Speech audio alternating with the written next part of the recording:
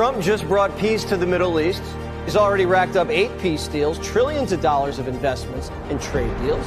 We have $18 trillion invested in this country. Nobody's ever had anything like it. This is history in the making. No one else but President Donald Trump could do this. This is what peace through strength gets you. This is what a respected United States will bring around the world. It is a stabilizing force. And we're reestablishing deterrence, whether that's at the border, whether it's through Golden Dome, what happened with Midnight Hammer and what Iran found out, those drug boats, and of course the Houthis opening up the shipping lanes. American strength is back on the world stage. The world is back to looking at America as the leader. We have the peace through strength doctrine. We have the hostages at home. We are respected again. We are not seen as weak. Our adversaries know that they are to be on watch, and our allies know that we are there for them. People know Donald Trump is going to do what he says he is going to do, whether it is Cuba, Iran, and Venezuelans. We're witnessing a historic presidential legacy being written in real time.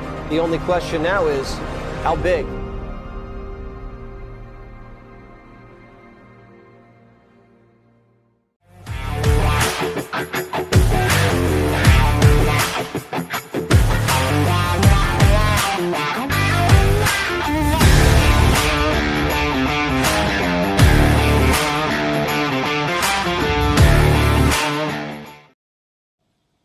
Well, good evening, everyone, and welcome to the end game. And we have our wonderful Robert Kraft and our superstar Kelly. And tonight we are going to be doing a watch party of the State of the Union, and I am expecting it to be rather interesting, to say the least. So that's why we're doing this. We're going to watch it together. After it's over with, we're going to talk about it a little bit, and we're going to do some questions and answers that we didn't get to do the other day because we had some pressing matters. But we're here for you guys. It's going to be awesome, and I'm really looking forward to it. It should be starting here in just a few minutes. I have the link up and ready to go. And Robert, got anything you want to say before we get started?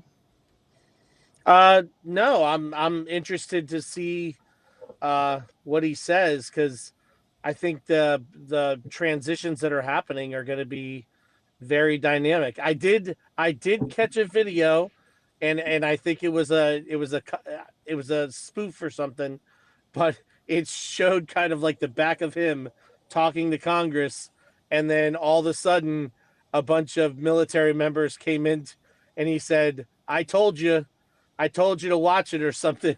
And I was like, oh man, if something like that happened, that would be just the best. Like, you guys are evicted. Wouldn't that be the most incredible thing we've ever seen in our life? The liberals would just freaking melt. It would be awesome. Oh, God, it would be the most incredible thing ever. Kelly? Yes. How are you? I'm doing fantastic. I'm so excited. Can't wait to Feeling hear what better all today? of us say. Yeah, feeling better? Yeah, I am. I've been getting lots of rest. Good. That's what was important, and I'm glad to hear that. Yeah. So we are going to be starting here in just a few minutes. I'm just waiting for I'm not on a regular link. I'm on the White House link. So as soon as it actually comes on to none of the pundits and all their talking head stupidity. Yeah.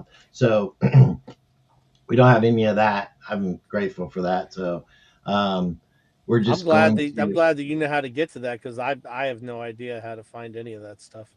Yeah. So the deal is I had some links, but they were on through broadcast and they have it blacked out. So couldn't be able to use those. So had to find another link, and this is what the broadcasts are all blacked out. To try to restream, to put it back onto here. Yeah. So I can see it. But whenever I go to try to put it in the transmission, it's just a black screen. Nothing's there. Oh, so, yeah, probably because it's like copyrighted or something. Yeah, because it's a part of the broadcast, and this is not. And so it's, a whole different story. So that makes sense. We'll see. What I'll do is so I can see if they're kind of where they're at. Bring this one down just a little bit. Open up a secondary screen. And fuck.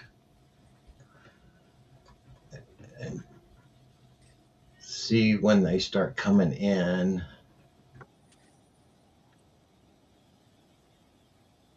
So they're still just walking the people in and whatever and blah blah blah blah blah. So, but like I said, I don't think that it will let me show I'd love any of I'd love that. to see him walk in though. You got to see him walk. Yeah, I think that will be in the actual thing it's running right now. So I'll never we'll see. forget that first time. Remember all their faces? They Oh could yeah. not believe it. They're so dumb. What do you think? Do you think we need to send them to New York? I think we need to send them to like the World Trade Center 1. Just park them right there. See, look, what I have it up right now. Send them off planet. Feel it yet. Polls suggest they Yeah, don't. it's just a And black Tom, screen. his challenge tonight is going to be yeah. to Well, reset yeah, the well, let table. me Tonight bring is a that big one night up, for the so. president. We know this. Let me see if I can find a different one. Actually. Well, technically, I mean, they live off planet, so at least in their mind, but definitely a different dimension of reality. Mm-hmm. See if I can find a different one here.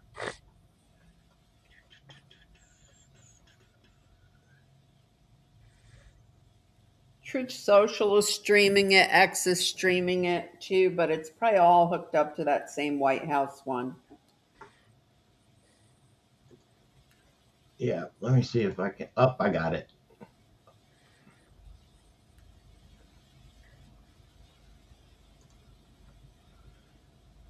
Okay.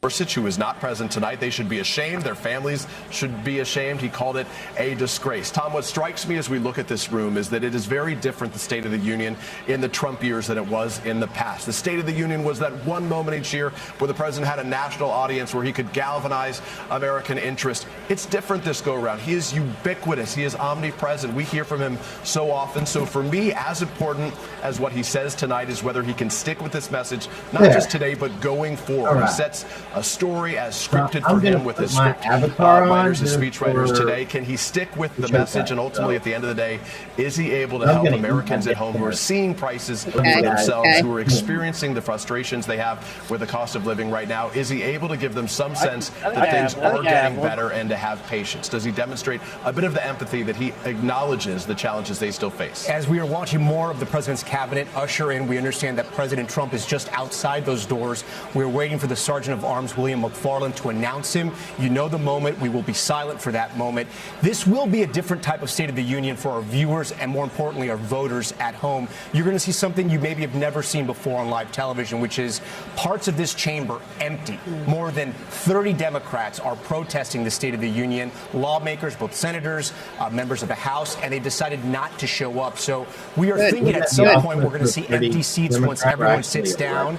Ryan Nobles is live for us right now inside the chamber. Ryan, Maybe they're in the paddy wagon. Democrats out protesting outside of the Capitol. Well, Tom, I can tell you this is the fourth State of the Union that I've covered inside the chamber, and the number of empty seats on the Democratic side of the chamber is noticeable. Now, you're right. We'll have to wait and see until the president gets in this room and actually takes to the lectern whether or not those areas will begin to fill out. But we are now talking more than 30, perhaps as many as 40 members of the House and Senate on the Democratic side choosing not to attend this speech here tonight. Many of them participating in what they're calling the People's State of the Union down on the National Mall. This is a different form of protest for Democrats, and one that is definitely different. Oh, there we go.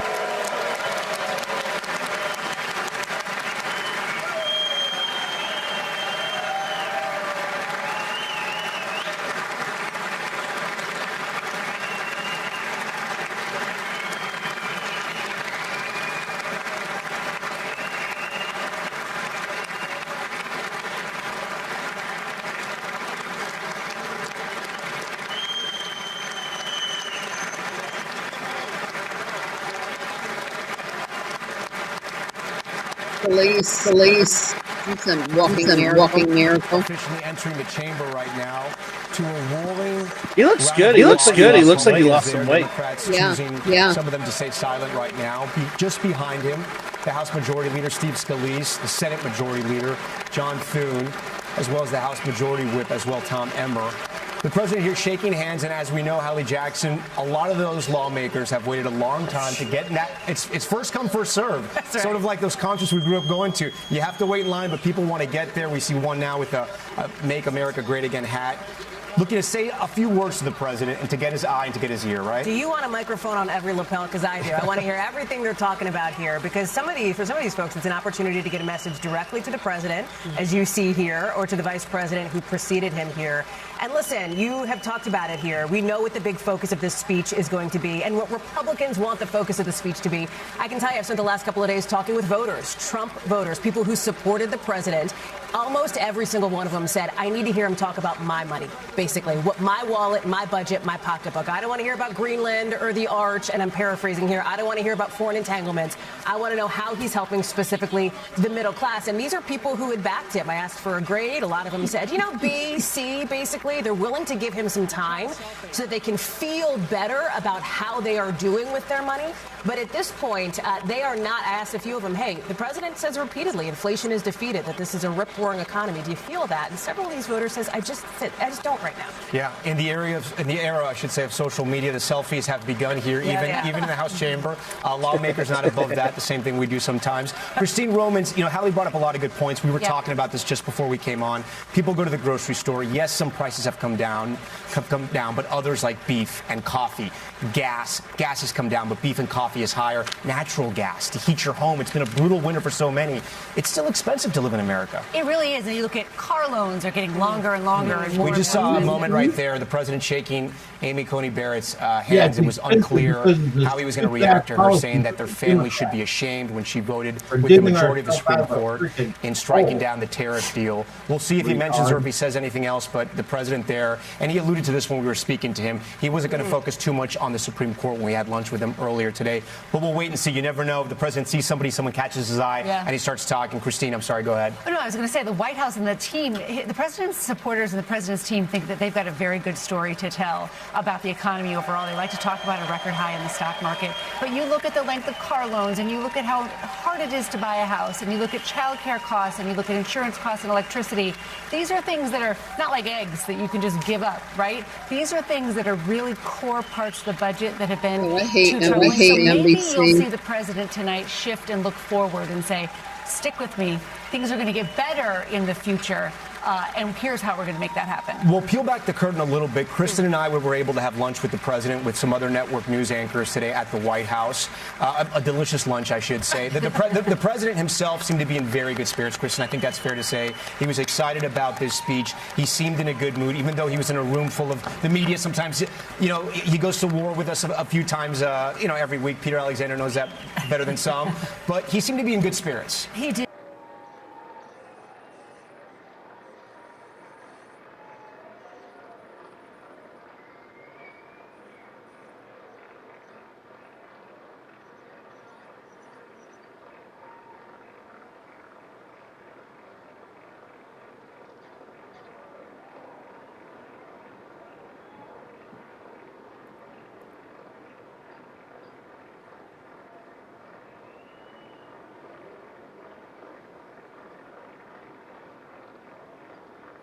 Wrong with the sound?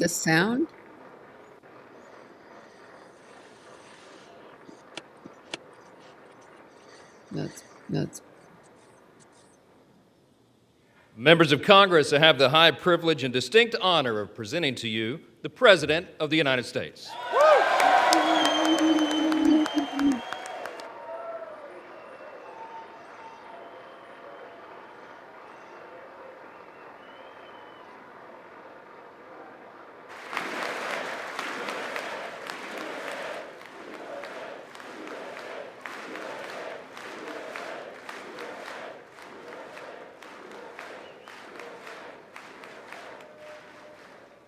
Well, thank you very much, everybody. It's really an honor. Speaker Johnson, Vice President Vance, First Lady of the United States,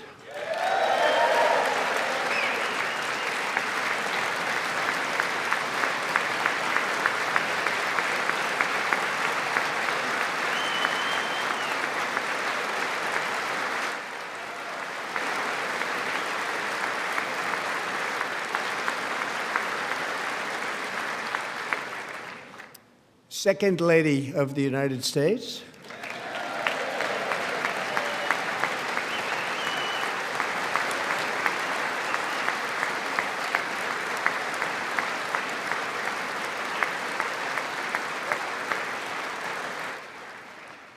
members of Congress, and my fellow Americans. Our nation is back, bigger, better, richer, and stronger than ever before.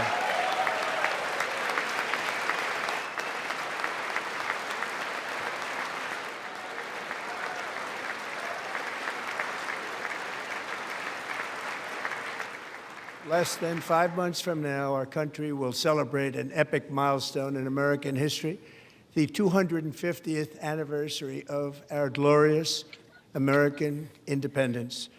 This July 4th, we will mark 2.5 centuries of liberty and triumph, progress and freedom in the most incredible and exceptional nation ever to exist on the face of the earth. And you've seen nothing yet. We're going to do better and better and better. This is the golden age of America. He's looking right at them.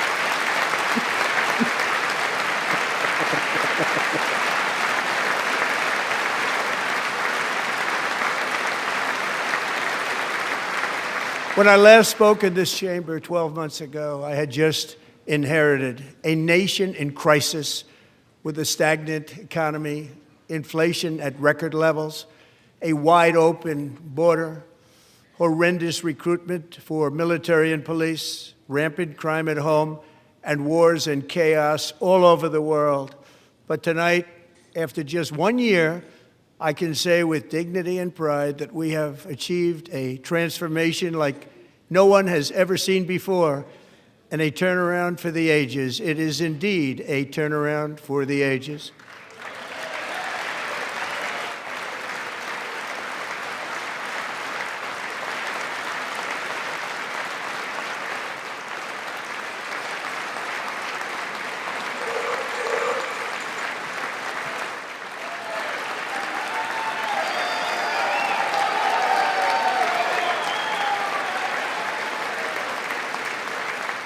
And we will never go back to where we were just a very short time ago. We're not going back.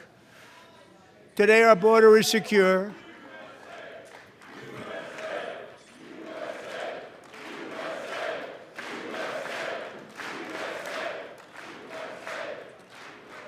Thank you. Today, our border is secure. Our spirit is restored.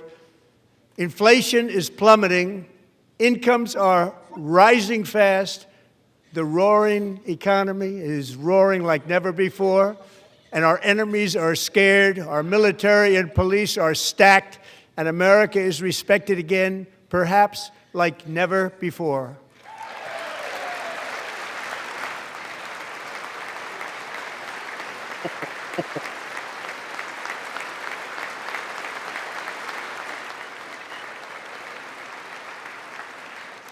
After 4 years in which millions and millions of illegal aliens poured across our borders, totally unvetted and unchecked, we now have the strongest and most secure border in American history by far.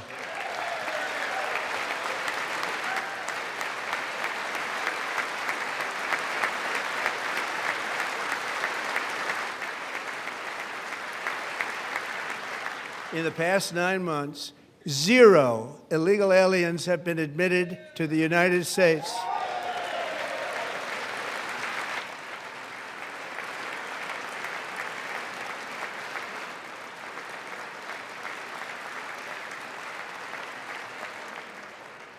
But we will always allow people to come in legally, people that will love our country and will work hard to maintain our country.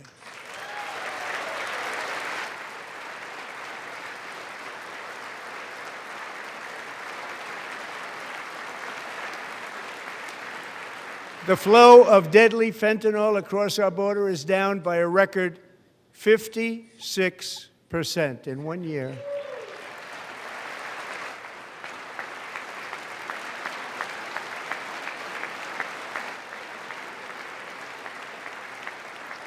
And last year, the murder rate saw its single largest decline in recorded history. This is the biggest decline, think of it, in recorded history, the lowest number in over 125 years, year 1900. In fact, substantially before my wonderful father, I had a wonderful father, Fred, before he was born, substantially before he was born. That's a long time ago. He wouldn't like me to say that, but that's a long time ago. The Biden administration and its allies in Congress gave us the worst inflation in the history of our country. But in 12 months, my administration has driven core inflation down to the lowest level in more than 5 years. And in the last 3 months of 2025, it was down to 1.7%.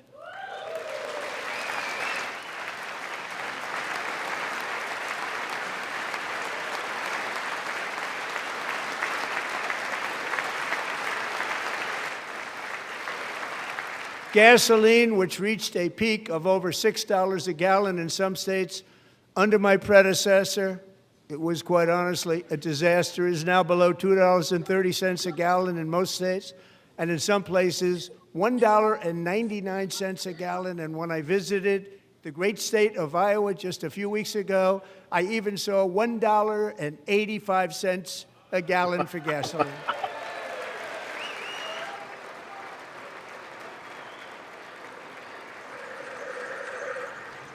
Yeah, it's below $2 here in a lot of places in Texas. Mortgage rates are the lowest in 4 years and falling fast, and the annual cost of a typical new mortgage is down almost $5,000 just since I took office. 1 year.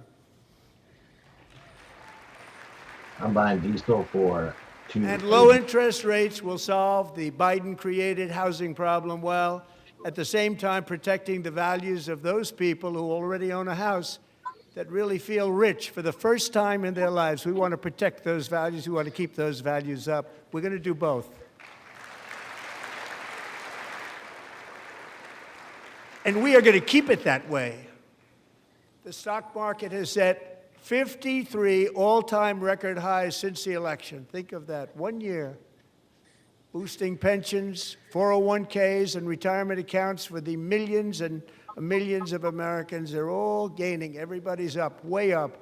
In 4 long years, the last administration got less than $1 trillion in new investment in the United States. And when I say less, substantially less. In 12 months, I secured commitments for more than $18 trillion pouring in from all over the globe.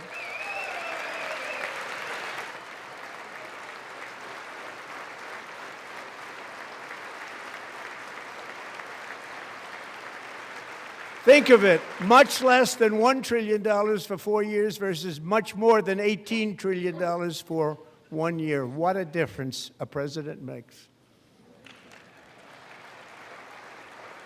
A short time ago, we were a dead country. Now we are the hottest country anywhere in the world, the hottest.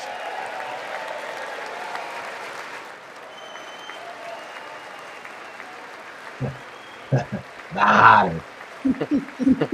We're hot, baby. We're hot, baby. That's right. As thousands of new businesses are forming and factories, plants, and laboratories are being built, we have added 70,000 new construction jobs in just a very short period of time. It's getting bigger and bigger and stronger. Nobody can believe what they're watching. American oil production is up by more than 600,000 barrels a day, and we just received from our new friend and partner, Venezuela, more than 80 million barrels of oil.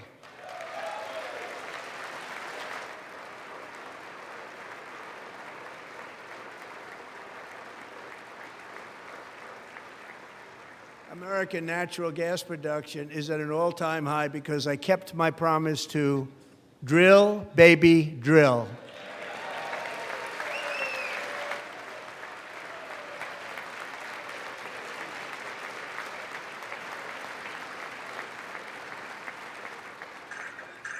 More Americans are working today than at any time in the history of our country. Think about that. Any time in the history of our country, more working today. And 100% of all jobs created under my administration have been in the private sector. Private sector doesn't mean what it used to. We ended DEI in America. Yay. Oh, yeah. And there's always no new shit.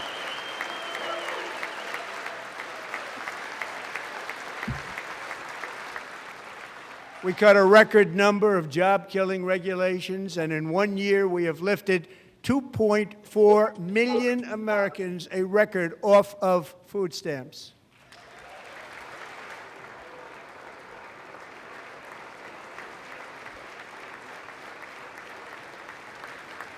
And for all of these reasons, I say tonight, members of Congress, the state of our union is strong.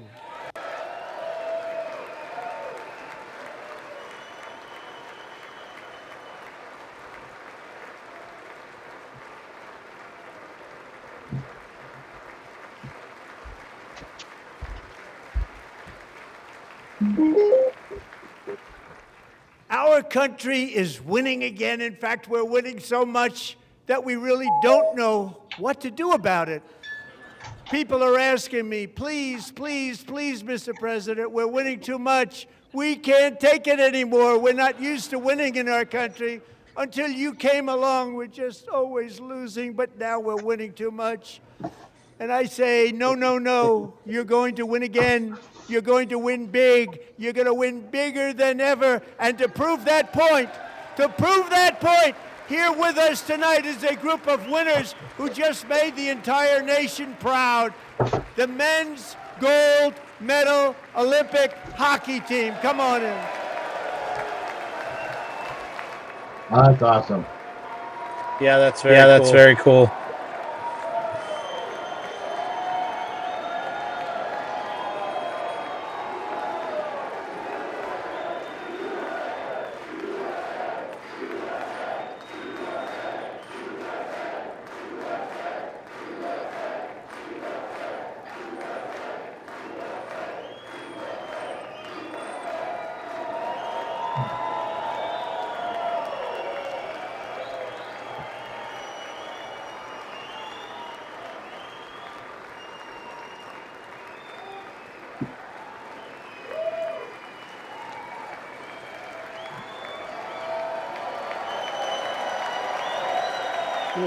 Listen.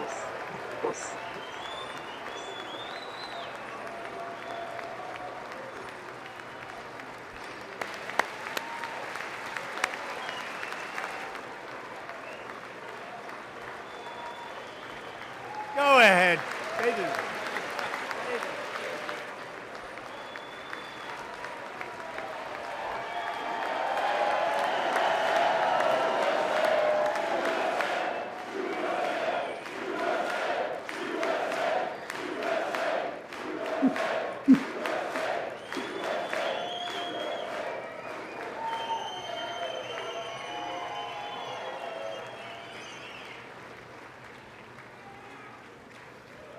That's the first time I've ever seen them get up. And actually, not all of them did get up. What a shame. But they beat a fantastic Canadian team in overtime, as everybody saw, as did the American women who will soon be coming to the White House.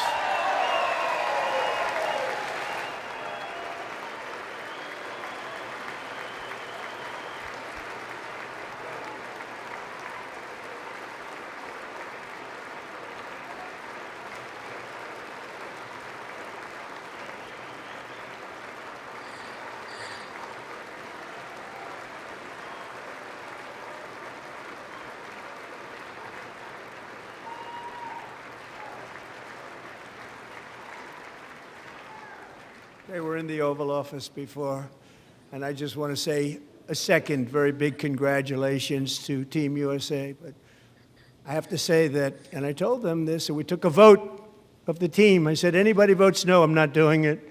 So they stood there, and they weren't about to say no, because I've never seen a goaltender play as well as goalie Connor Hellebuck.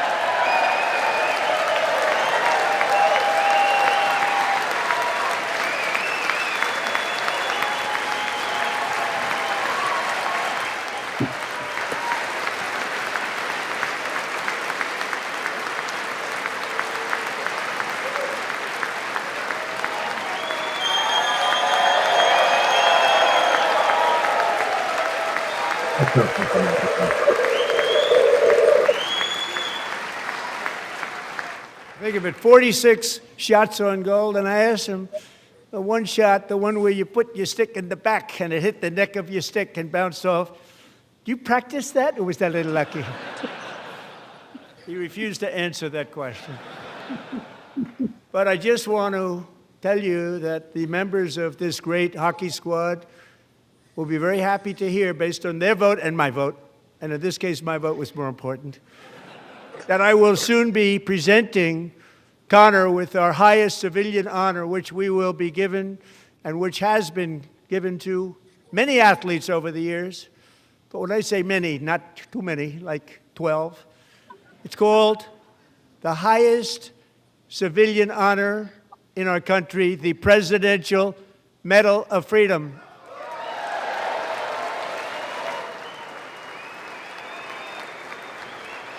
That's awesome. That's very cool. That's very cool. For the entire nation in the world.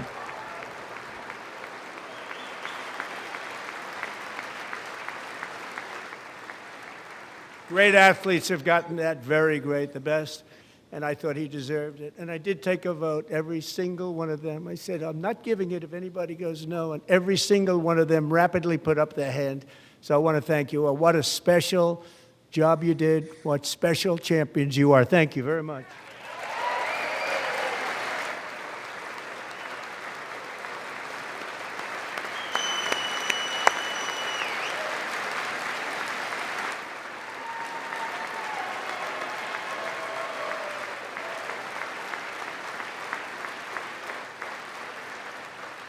I'm also pleased to say that the next time the Olympic torch is lit, it will be here in America for the 2028 Olympics, and it's the summer version right in Los Angeles. We're going to do a good job in Los Angeles.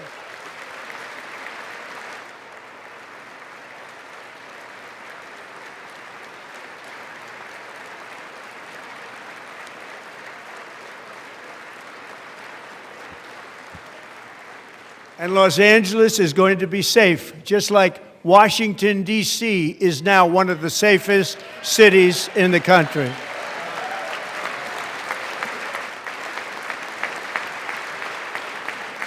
And this year, and I must say I got them both. I got them in my first term, and I was disappointed because I didn't think I'd be the president when this happened. But strange things took place.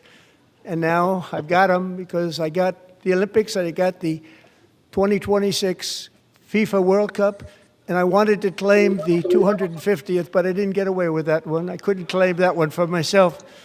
But we're getting the World Cup, so we have the World Cup and the Olympics coming, and that is exciting news.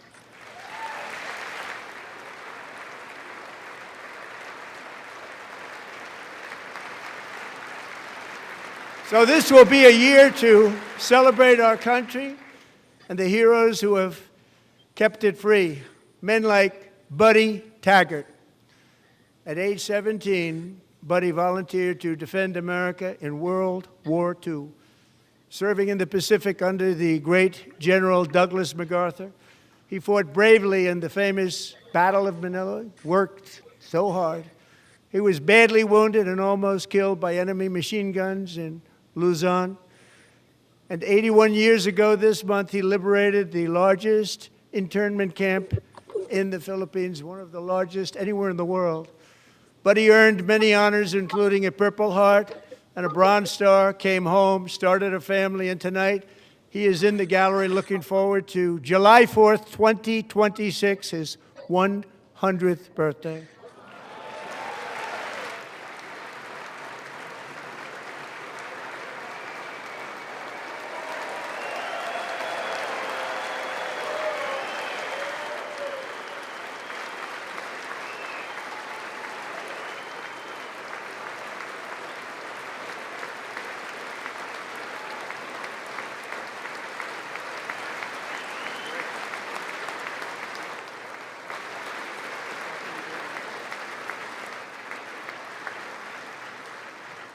So, buddy, you're a brave man, and we salute you.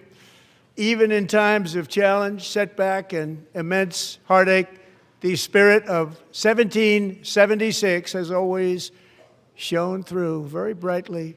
It was July 4th of last year when floodwaters tore through a girls' summer camp in Central Texas, one of the worst things I've ever seen. I was there, rising 26 feet in the matter of minutes, tragically claiming many, many lives. You all remember that one.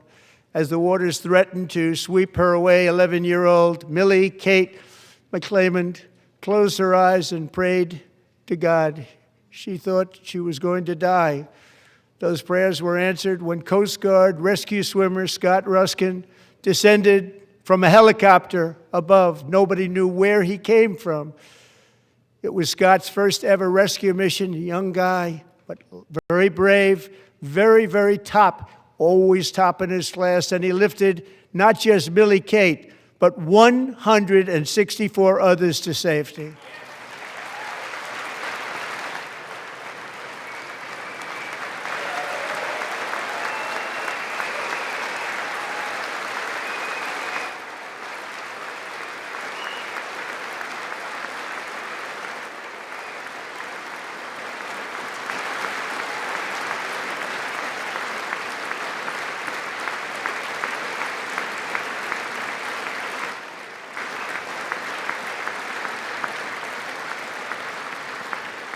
People watched Scott from a distance, and they couldn't believe what they were seeing. The winds were blowing, the rain was pouring, everything was going, and that rapid water, nobody's ever seen anything like it. They said, wow, that's something.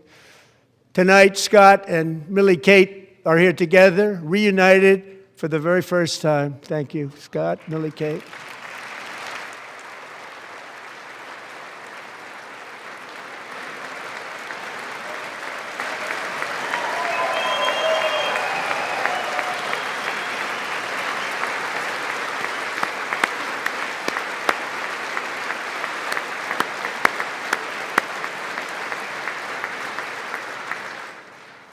And Petty Officer Ruskin, I'm pleased to inform you that I am now awarding you the Legion of Merit for extraordinary heroism, which is what it was, extraordinary heroism. Thank you.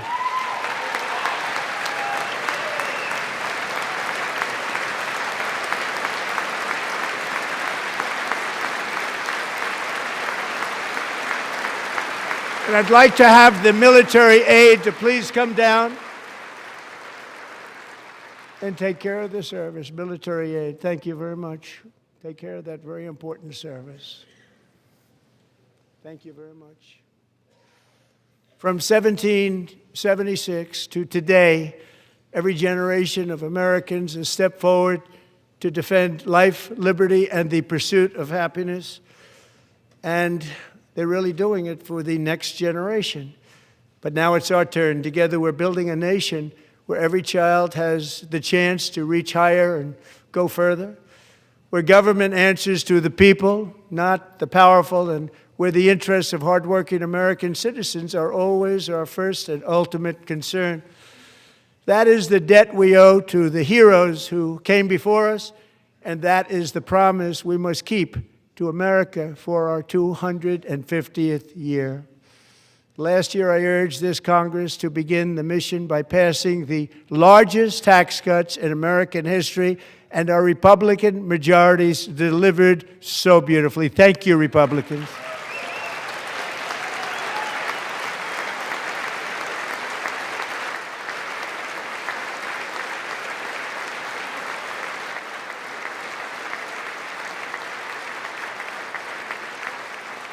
All Democrats, every single one of them, voted against these really important and very necessary massive tax cuts.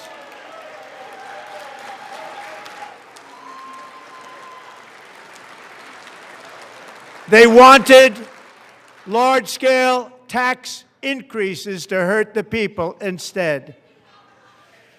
But we held strong, and with the great, big, beautiful bill, we gave you no tax on tips, no tax on overtime, and no tax on Social Security for our great seniors.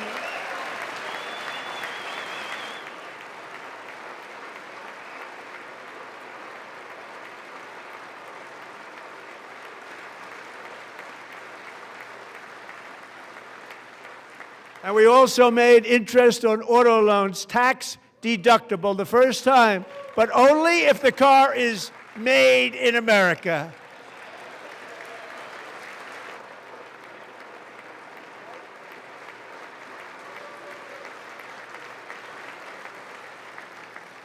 Recently in Pennsylvania, I met Megan Hemhauser, a devoted mom who's homeschools her children, beautiful, 2 children, during the day while waiting tables at night as her husband works overtime operating very heavy equipment. Megan is here this evening, and she's happy to tell you that she is so much richer because with no tax on tips, no tax on overtime, and our expanded child tax credit done again by Republicans, Megan and her husband will take home more than $5,000 extra just for the year, cutting her tax bill in more than half.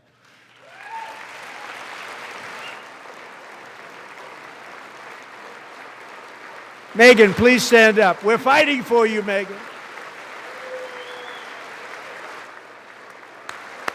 Thank you, Megan. Thank you, Megan. We're fighting for you, Megan. Under our bill, parents like Megan can also activate their children's brand new Trump accounts. And I didn't name it. I did not name it. I did not name that.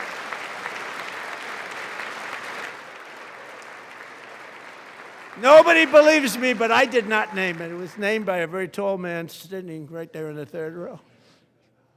Nice man, a good man. Tax-free investment accounts for every American child. This is something that's so special and has taken off and gone through the roof. Millions will be pre-funded courtesy of the U.S. Treasury and private individuals like Michael and Susan Dell, who have donated $6.25 billion to fund the Trump accounts for 25 million American children. They're great people.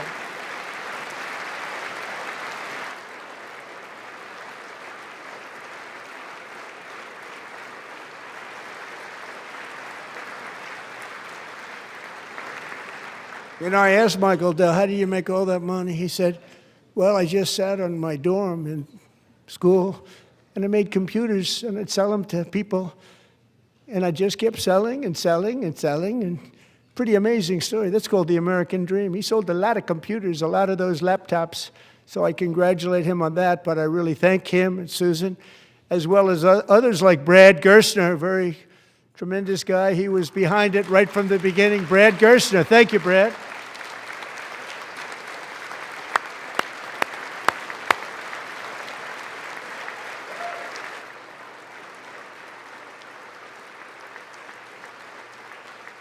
So with modest additional contributions, these young people's accounts could grow to over $100,000 or more by the time they turn 18. Think of it. How much money is that for somebody that started with nothing? Over 100,000, could be much more than that. To make this investment in our children's future, go to TrumpAccounts.gov, TrumpAccounts.gov. And a lot of people are doing it. It's setting every record in the book. It's popular. They knew what it was going to take. I'm so proud of them. I'm so proud of the people that got it started. And now it's just taken off. One of the primary reasons for our country's stunning economic turnaround, the biggest in history, where the Dow Jones broke 50,000 4 years ahead of schedule, and the S&P hit 7,000, where it wasn't supposed to do it for many years, were tariffs. I used these tariffs, took in hundreds of billions of dollars to make great deals for our country, both economically and on a national security basis. Everything was working well. Countries that were ripping us off for decades are now paying us hundreds of billions of dollars. They were ripping us so badly, you all know that. Everybody knows it. Even the Democrats know it. They just don't want to say it.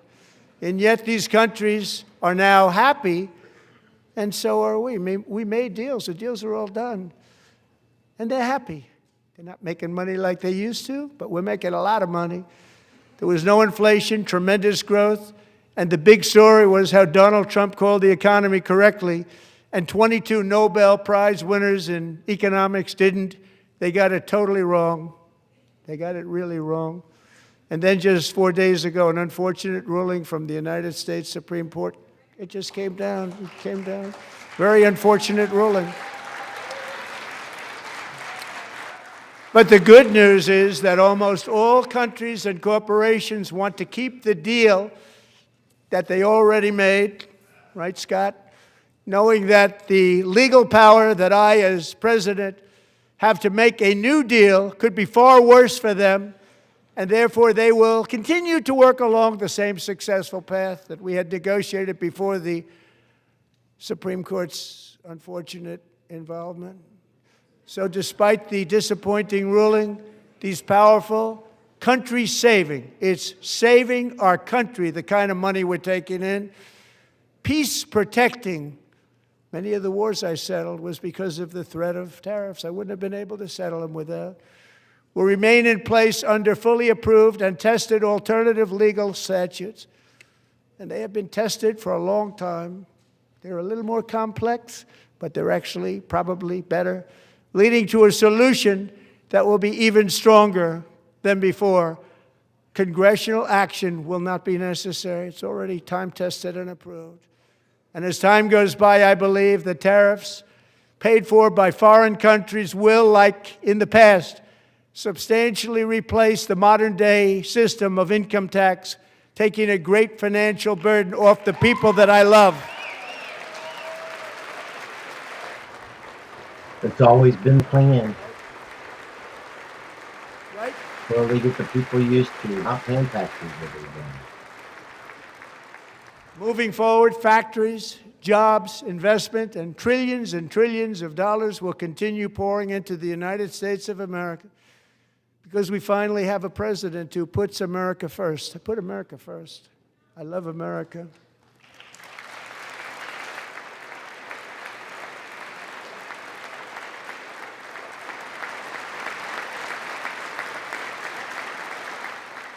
For decades before I came along, we had the exact opposite. From trade to healthcare, from energy to immigration, everything was stolen and rigged in order to drain the wealth out of the productive, hardworking people who make our country great, who make our country run. Under Biden and his corrupt partners in Congress and beyond, it reached a breaking point with the Green New scam, open borders for everyone. They poured in by the millions and millions from prisons, from mental institutions. They were murderers, 11,888 murders. They came into our country. You allowed that to happen. And record-setting inflation that cost the typical family $34,000 in just a speck of time. Now the same people in this chamber who voted for those disasters suddenly use the word affordability, a word. They just used it. Somebody gave it to them, knowing full well that they caused and created the increased prices that all of our citizens had to endure. You caused that problem. You caused that problem.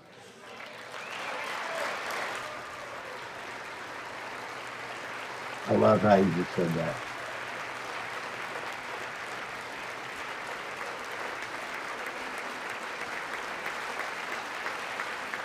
They knew their statements were a lie. They knew it. They knew their statements were a dirty, rotten lie. Their policies created the high prices. Our policies are rapidly ending them. We are doing really well. Those prices are plummeting downward.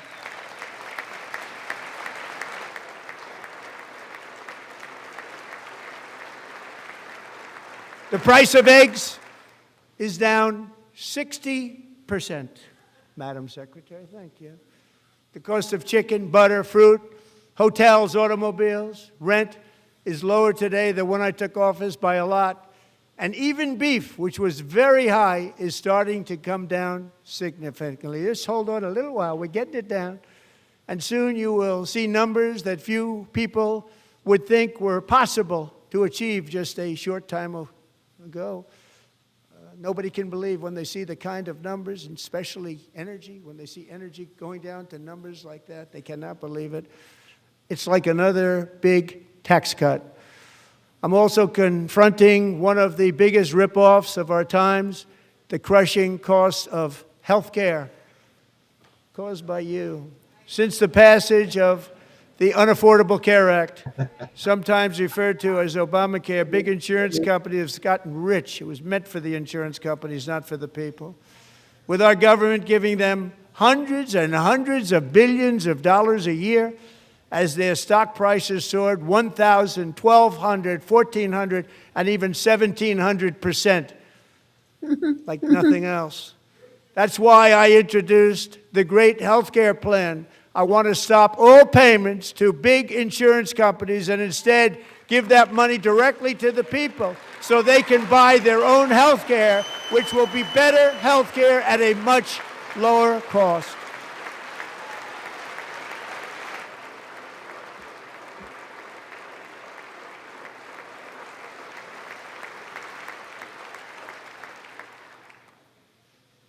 In addition, my plan requires maximum price transparency. That's a big deal. Sounds so simple, so big. And I did that in my first term, and the Democrats immediately terminated it with full knowledge that they were doing a very bad thing for the people. Costs were going to go way up, and that's what happened, and now I'm bringing them way down on health care and everything else. I'm also ending the wildly inflated cost of prescription drugs like has never happened before.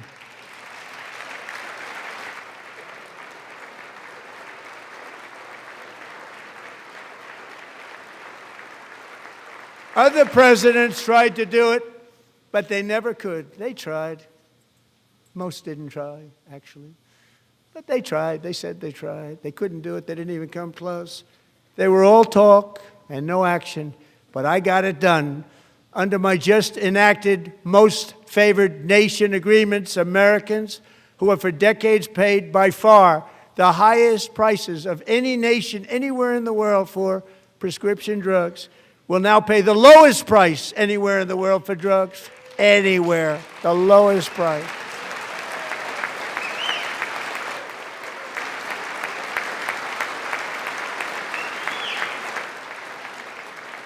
So in my first year of the second term, should be my third term, but strange things happen.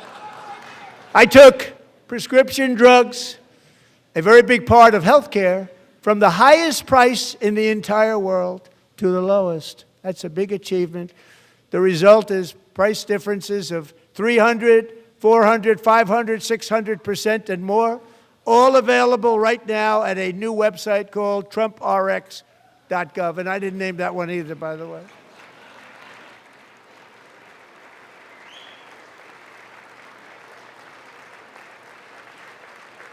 And here tonight is the very first customer ever to get that big discount, and it is big, Catherine Rayner. For 5 years, she and her husband have struggled with infertility, and they turned to IVF. One drug has been costing Catherine $4,000 to purchase, but a few weeks ago, she logged onto the TrumpRx website and got that same drug that cost $4,000, got it for under $500. A reduction of much more, actually, than $3,500. Catherine, we are all praying for you, and you're going to be a great mom.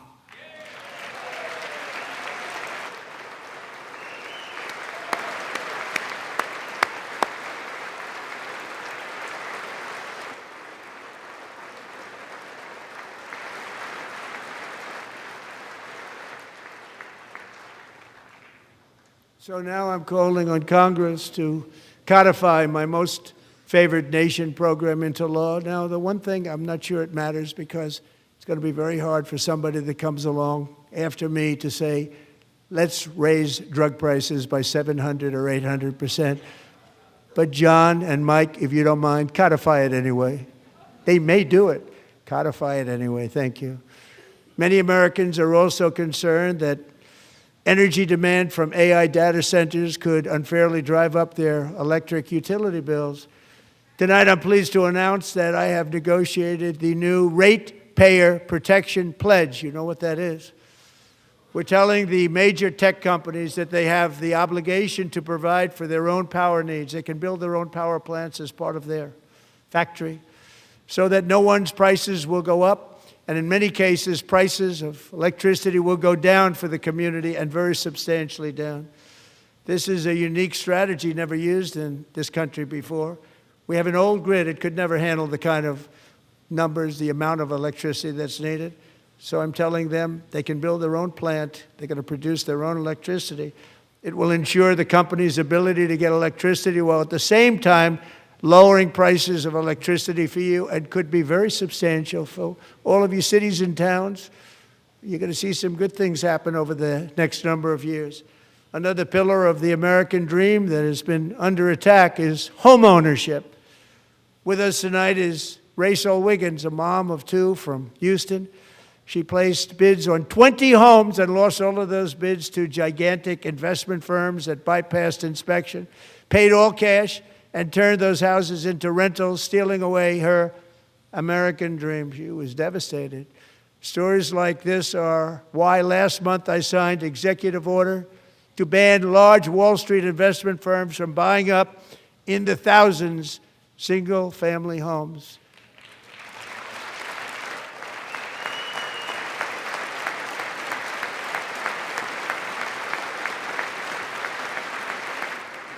And now I'm asking Congress to make that ban permanent, because homes for people, really, that's what we want. We want homes for people, not for corporations. Corporations are doing just fine. Rachel, thank you very much. Good luck with your home. You'll get one soon.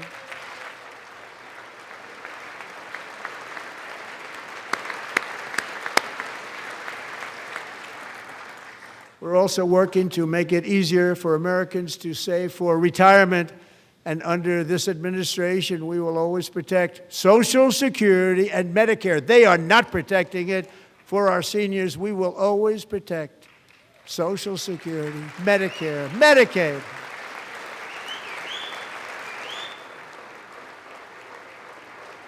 Since I took office, the typical 401k balance is up by at least $30,000.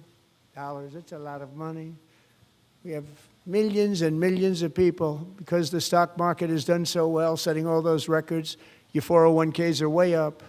Yet half of all of working Americans still do not have access to a retirement plan with matching contributions from an employer. To remedy this gross disparity, I'm announcing that next year my administration will give these often forgotten American workers, great people, the people that built our country, access to the same type of retirement plan offered to every federal worker. We will match your contribution with up to $1,000 each year. As we ensure that all Americans can profit from a rising stock market, let's also ensure that members of Congress cannot corruptly profit from using insider information.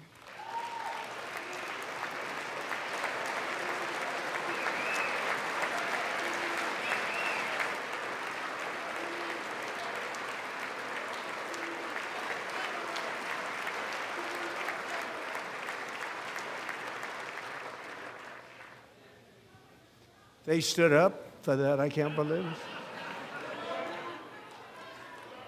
I can't believe it. Did Nancy Pelosi stand up if she's here? Doubt it. Pass the Stop Insider Trading Act without delay. That's awesome. That's awesome.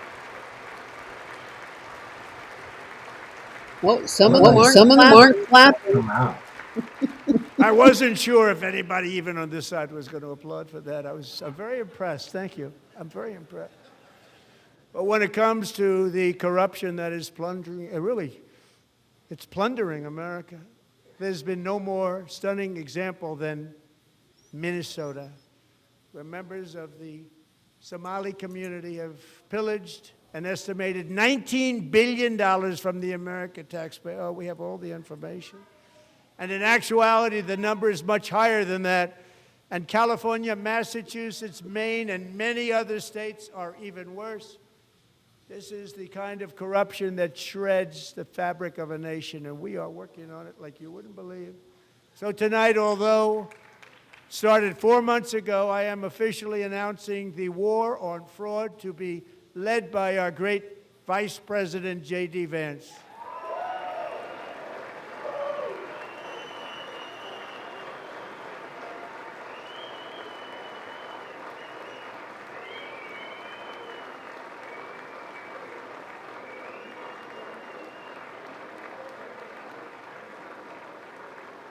He'll get it done. Find enough of that fraud, we will actually have a balanced budget overnight. It'll go very quickly. That's the kind of money you're talking about. We'll balance our budget. The Somali pirates who ransacked Minnesota remind us that there are large parts of the world where corruption and lawlessness are the norm, not the exception. Importing these cultures through unrestricted immigration and open borders brings those problems right here to the USA. And it is the American people who pay the price in higher medical bills, car insurance rates, rent, taxes, and perhaps most importantly, crime. We will take care of this problem. We're going to take care of this problem. We are not playing games. Delilah.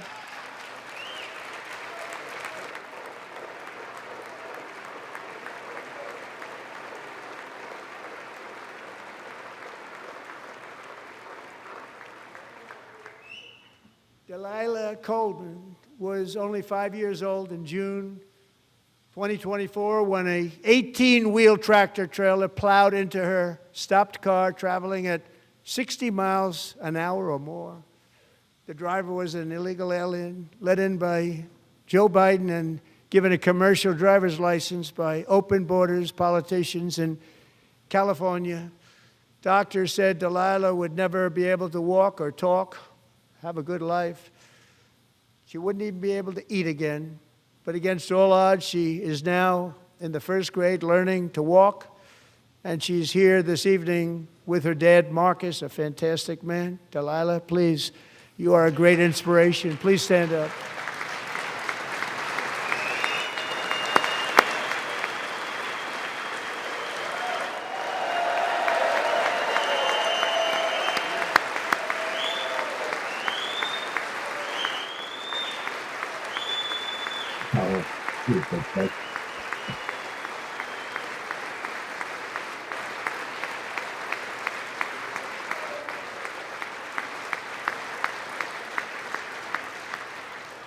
Thank you, Delilah. Many, if not most, illegal aliens do not speak English and cannot read even the most basic road signs as to direction, speed, danger, or location.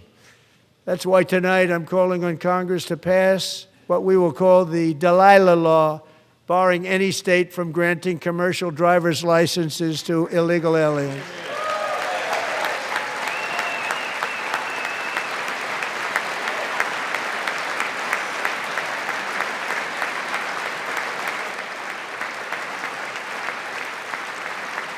And yesterday, as you probably saw at the White House, I hosted a ceremony with Americans who lost their treasured loved ones to the scourge of illegal immigration. People came into our country, how we allowed this to happen with our open borders.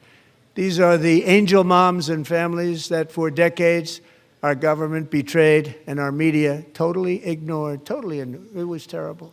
Hard to believe, actually.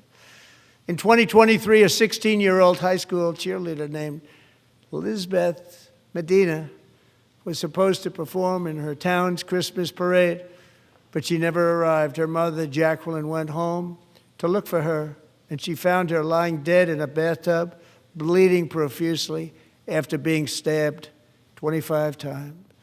Elizabeth's killer was a previously arrested illegal alien who had broken in and brutally extinguished the brightest light in her family's life, violently and viciously. Her heartbroken mother is in the gallery to remind everyone in this chamber exactly why we are deporting illegal alien criminals to our country at record numbers, and we're getting them the hell out of here fast. We don't want them.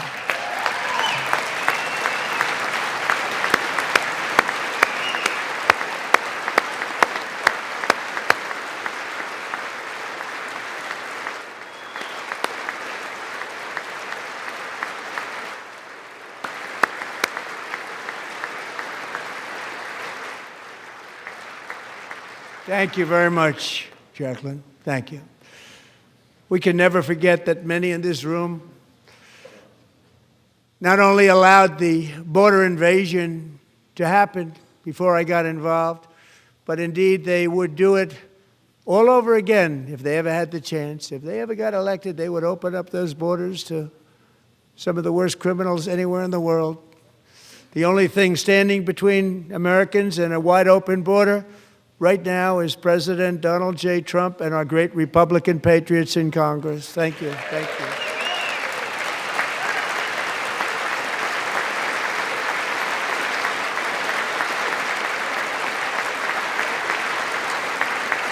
As we speak, Democrats in this chamber have cut off all funding for the Department of Homeland Security. It's all cut off. It's all cut off.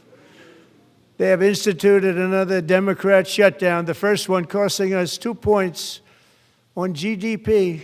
2 points we lost on GDP, which probably made them quite happy, actually.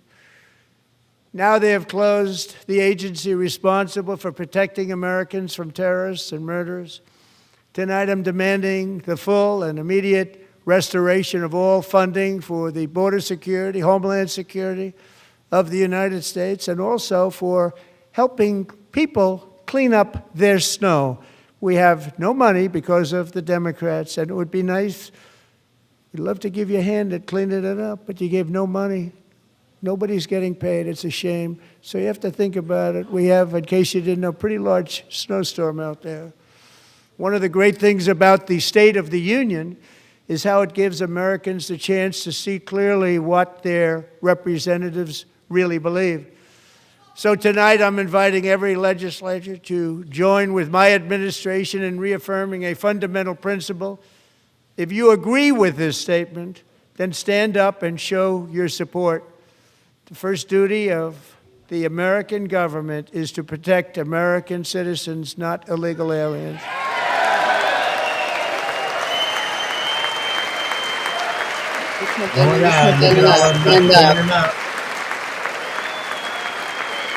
You know what? You know what? Bring them all in that are sitting. Yep, yep. And remove them. You're evicted. You're evicted.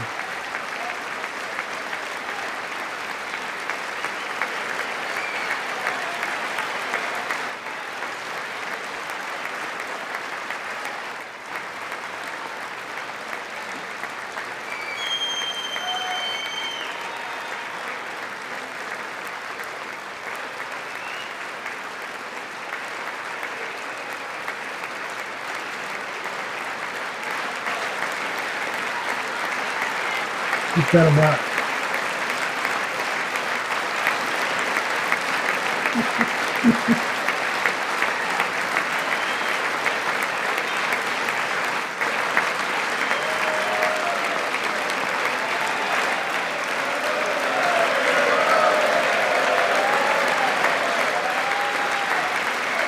Now you keep looking them down.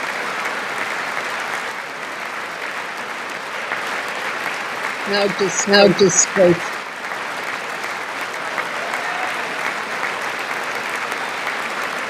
It's actually more than disgraceful. It's actually a direct violation of their oath. Really? Yep. Yeah, Look, a few of them are clapping over here.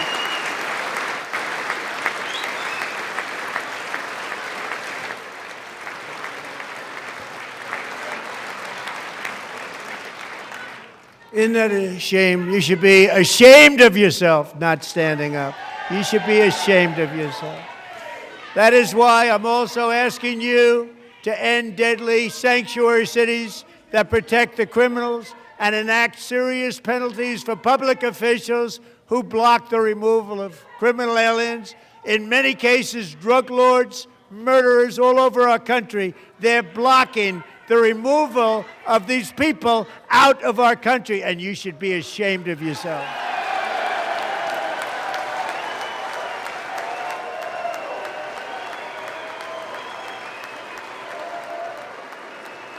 Look at that Mark Kelly piece of shit. Yep. Smart. He needs to have a good admitted ass laugh.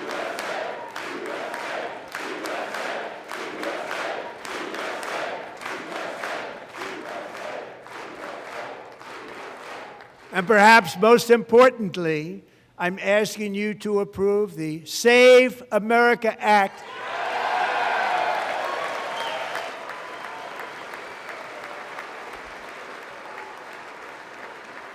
To stop illegal aliens and others who are unpermitted persons from voting in our sacred American elections. That cheating is rampant in our elections. It's rampant. It's very simple. All voters must show voter ID.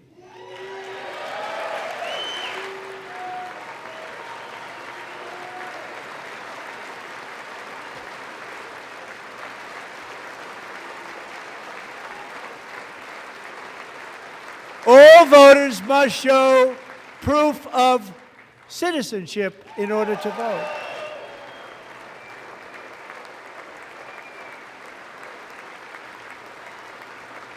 And no more crooked mail-in ballots except for illness, disability, military, or travel.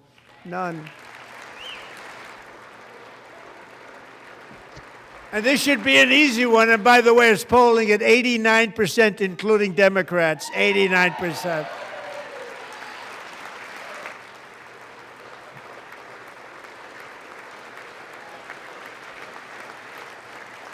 And even the new communist mayor of New York City, I think he's a nice guy, actually.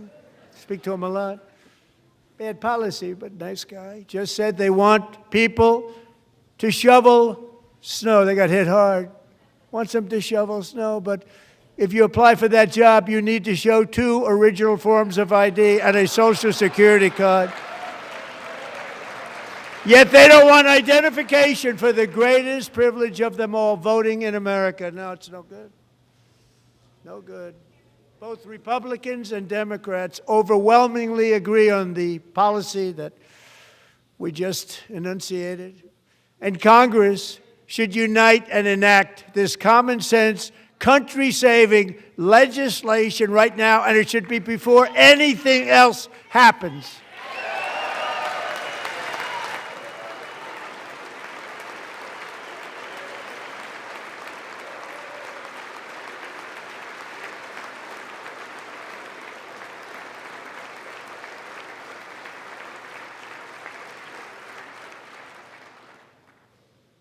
And the reason they don't want to do it, why would anybody not want voter ID? One reason, because they want to cheat. There's only one reason.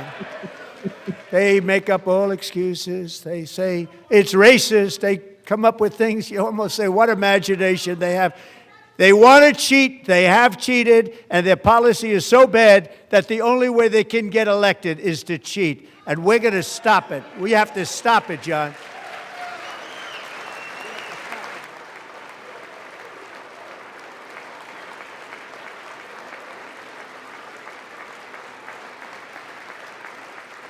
And here is one more opportunity to show common sense in government. In the gallery tonight are Sage Blair and her mother, Michelle. In 2021, Sage was 14 when school officials in Virginia sought to socially transition her to a new gender, treating her as a boy and hiding it from her parents. Hard to believe, isn't it? Before long, a confused Sage ran away from home after she was found in a horrific situation in Maryland. A left-wing judge refused to return Sage to her parents because they did not immediately state that their daughter was their son. Sage was thrown into an all-boys state home and suffered terribly for a long time. But today, all of that is behind them because Sage is a proud and wonderful young woman with a full-ride scholarship to Liberty University. Sage and Michelle, please stand up. Thank God.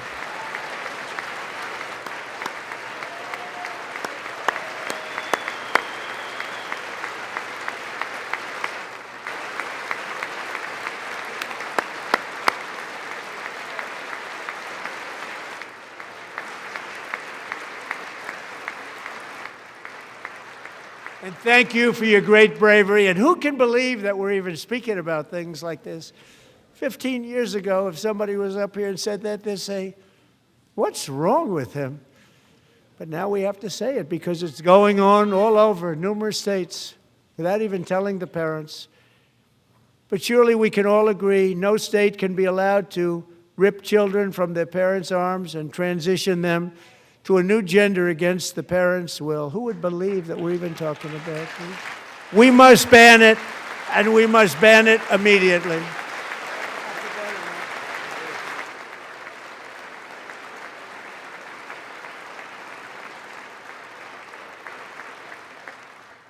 Look, nobody stands up. These people are crazy. I'm telling you. They're crazy. Beyond crazy, they're evil.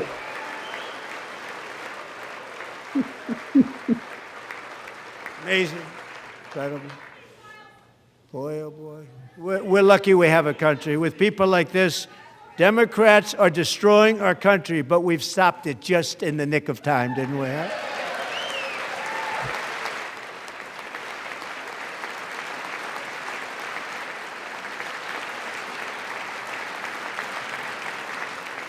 No one cares more about protecting America's youth than our wonderful First Lady, now a movie star. She's a movie star. Can you believe it? Who would have believed that? Over the past year, she has had an incredible impact championing AI legislation, advancing a landmark executive order on foster care, and helping secure $30 million to launch the Melania Trump Foster Youth to Independence Initiative. It's a tremendous, really a tremendous thing that happened and had a lot of bipartisan support. She gets much better bipartisan support than I do. I get none. She gets a lot. Someday you're going to have to tell me how you did that. And students and educators in every state have joined the First Lady's efforts in the presidential AI challenge, keeping America's next generation positioned to succeed and strongly succeed in the future. Tonight, we welcome two young people whose lives reflect the First Lady's impact, Sierra Burns and Everest Nevermont. Thank you both, and Melania, thank you. I know how hard you worked on it. Thank you very much.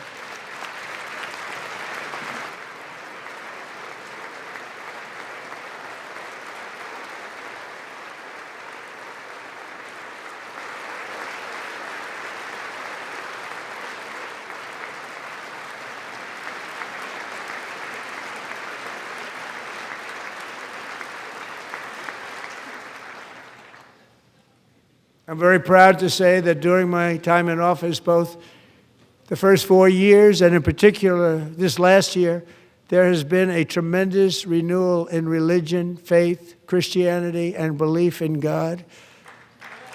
Tremendous renewal.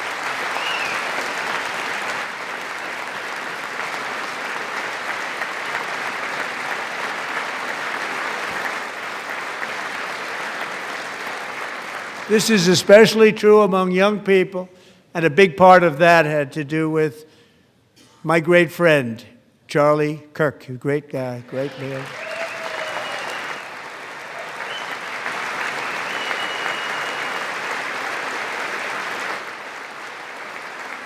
So last year, Charlie was violently murdered by an assassin and martyred, really martyred for his beliefs. His wonderful wife, Erica, is with us tonight. Erica, please stand.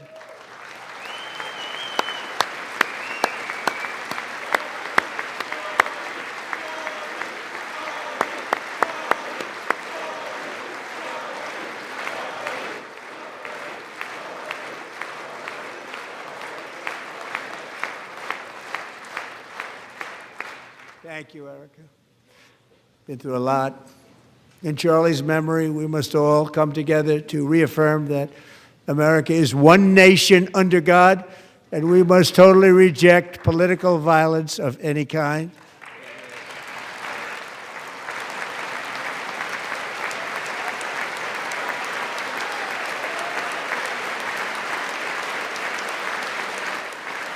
We love religion, and we love bringing it back, and it's coming back at levels that nobody actually thought possible. It's really a beautiful thing to see. Above all, unleashing America's promise requires keeping our communities safe. We have made incredible strides, yet dangerous repeat offenders continue to be released by pro-crime Democrat politicians again and again. We are honored to be joined tonight by a woman who's been through hell, Anya Zarutska. In 2022, she and her beautiful daughter, so beautiful, what a beautiful young woman, Irina, fled war-torn Ukraine to live with relatives near Charlotte, North Carolina. And by the way, what's going on with Charlotte? Last summer, 23-year-old Irina was riding home on the train when a deranged monster who had been arrested over a dozen times and was released through no cash bail stood up and viciously slashed a knife through her neck and body. No one will ever forget. There were people on that train. No one will ever forget the expression of terror on Irina's face as she looked up at her attacker in the last seconds of her life. She died instantly. She had escaped a brutal war only to be slain by a hardened criminal, set free to kill in America, came in through open borders. Mrs. Zarutska, tonight I promise you we will ensure justice for your magnificent daughter, Irina.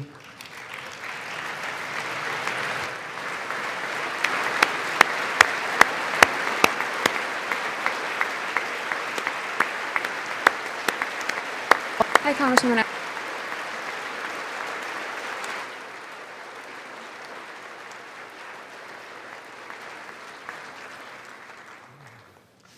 How do you not stand? How do you not stand? I'm asking this Congress to pass tough legislation to ensure that violent and dangerous repeat offenders are put behind bars, and importantly, that they stay there.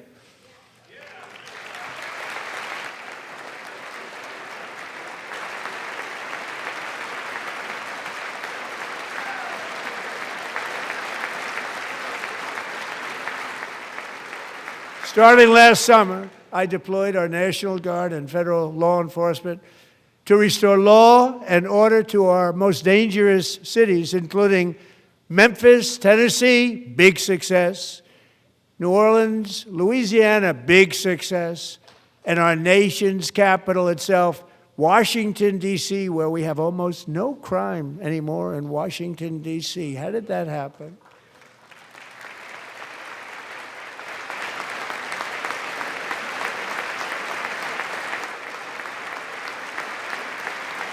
In fact, crime in Washington is now at the lowest level ever recorded, and murders in D.C. this January were down close to 100% from a year ago.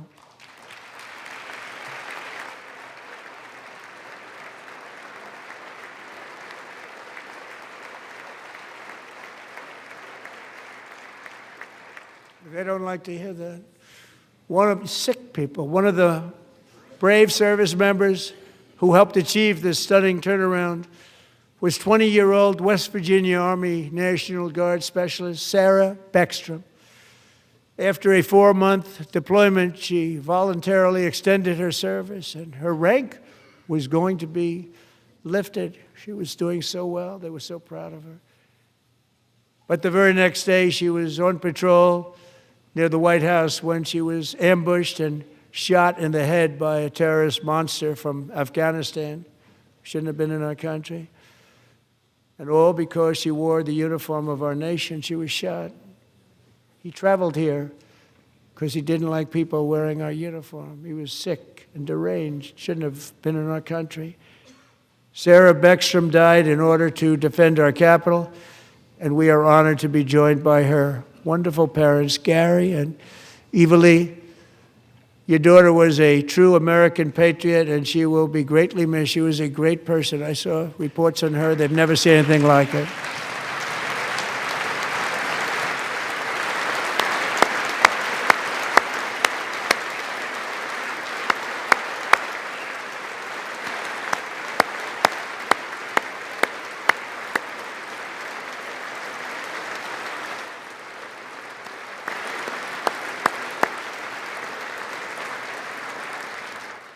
So sorry. Thank you very much. She's a great young lady. I saw reports that were like Perfect. She was perfect. Serving alongside Sarah that day was Staff Sergeant Andrew Wolf. The terrorist shot Andrew in the head, and no one thought he could possibly make it. The two of them, Sarah and Andrew, both shot violently in the head. Neither was expected to make it. They weren't even given a chance, except his wonderful mother, named Melody, who I spoke to the same night, and she was so positive. The doctors thought that Andrew was gone, but his mother said, no, Mr. President, Andrew will be fine. He's going to make it. I've never seen anything like it. I mean, he was given almost no chance. She said, I have no doubt, sir, he's going to be okay. This was a conversation that I had with her that night, with her son laying helplessly in bed, blood all over. Everybody is praying, she said, sir, he will be okay. The doctors didn't understand what she was saying. And after looking at the results of the damage done, neither did I. She was so strong and conclusive that even Andrew's great father felt she didn't really understand the gravity of the situation. But she turned out to be right. Right, Melody? She turned out to be right.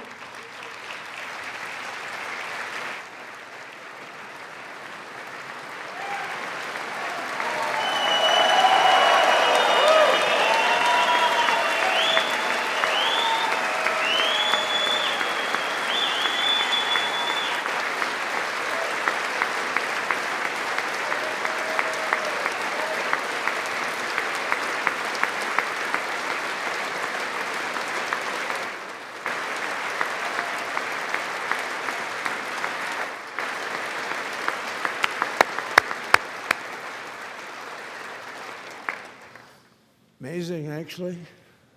I said, where does this woman come from? She's the most positive person I've ever met. With God's help, Andrew has battled back from the edge of death, and we're talking about the edge of death, on his way to a miraculous recovery. He's got a little work to do, but he's doing great. Nice to see you. He's a good-looking guy. Nice to see you. Thanks, Andrew. Thank you very much.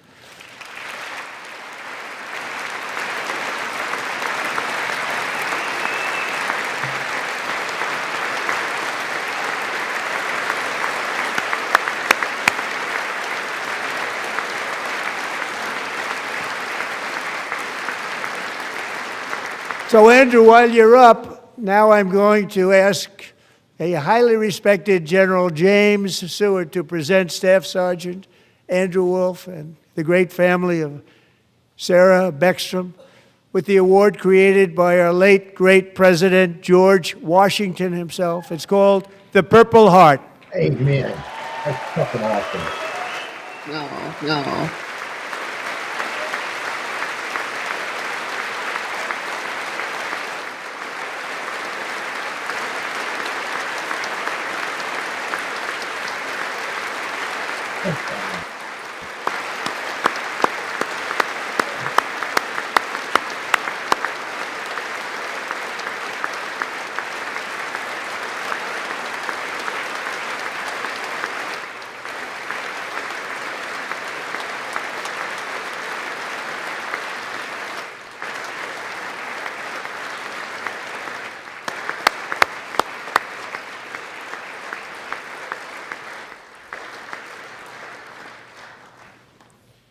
We love you all.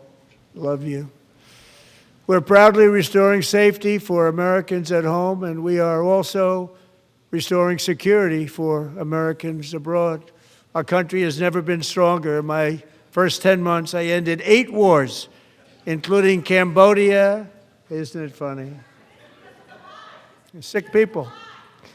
Cambodia and Thailand, Pakistan and India. Would have been a nuclear war. 35 million people said the Prime Minister of Pakistan would have died if it were not for my involvement. Kosovo and Serbia, Israel and Iran, Egypt and Ethiopia, Armenia and Azerbaijan, the Congo and Rwanda, and of course the war in Gaza, which proceeds at a very low level. It's just about there.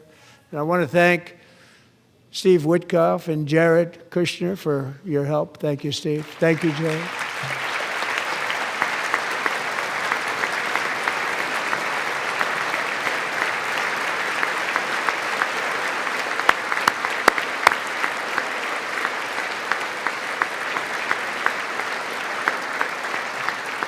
And I also want to thank the man they report to, Secretary of State Marco Rubio. Thank you, Marco.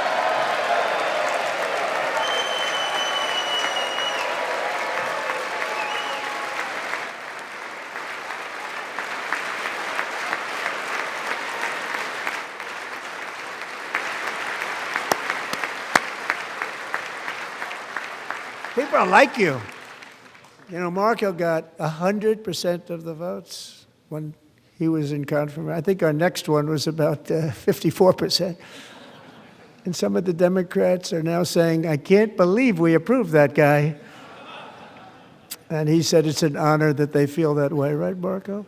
You have done a great job, great Secretary of State. I think he'll go down as the best ever.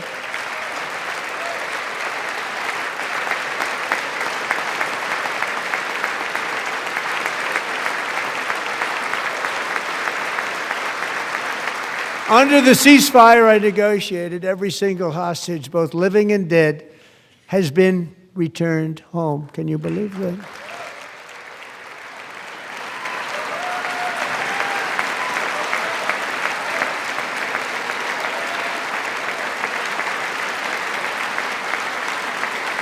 Nobody thought it was possible.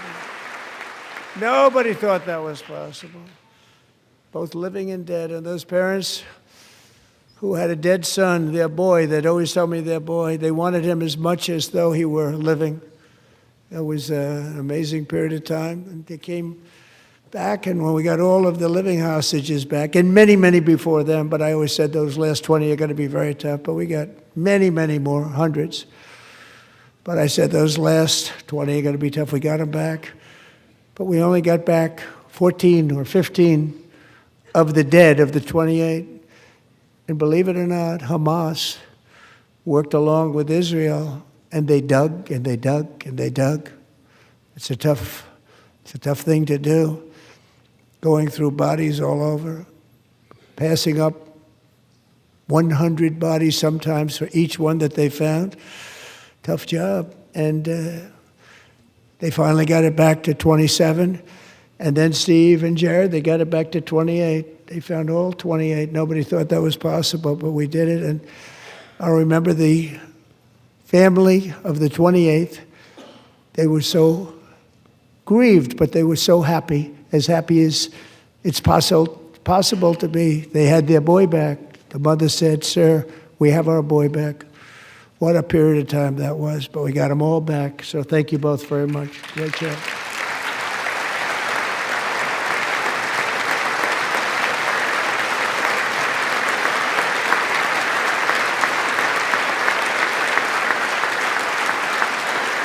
And we're working very hard to end the ninth war, the killing and slaughter between Russia and Ukraine, where 25,000 soldiers are dying each and every month. Think of that, 25,000 soldiers are dying a month. A war which would have never happened if I were president, would have never happened. As president, I will make peace wherever I can, but I will never hesitate to confront threats to America wherever we must. That's why in a breakthrough operation last June, the United States military obliterated Iran's nuclear weapons program with an attack on Iranian soil known as Operation Midnight Hammer.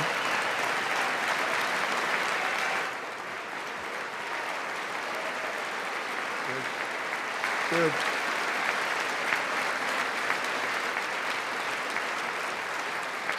For decades, it had been the policy of the United States never to allow Iran to obtain a nuclear weapon.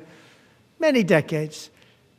Since they seized control of that proud nation 47 years ago, the regime and its murderous proxies have spread nothing but terrorism and death and hate. They've killed and maimed thousands of American service members and hundreds of thousands and even millions of people. with what's called roadside bombs. They were the kings of the roadside bomb. And we took out Soleimani. I did that during my first term. Had a huge impact. He was the father of the roadside bomb.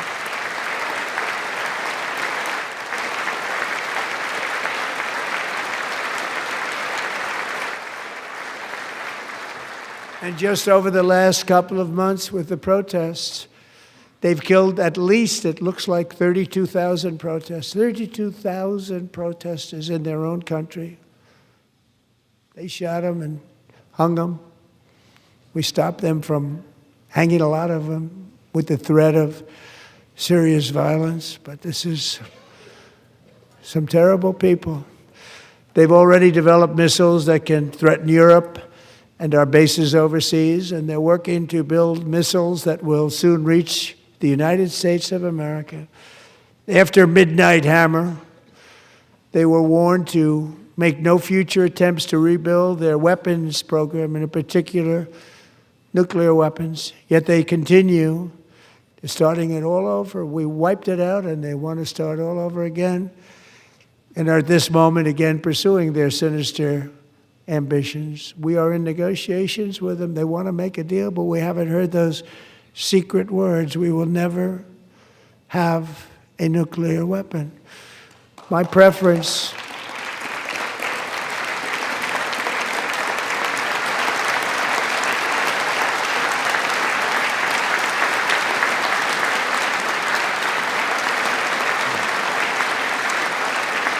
Oh my God. My preference is to solve this problem through diplomacy.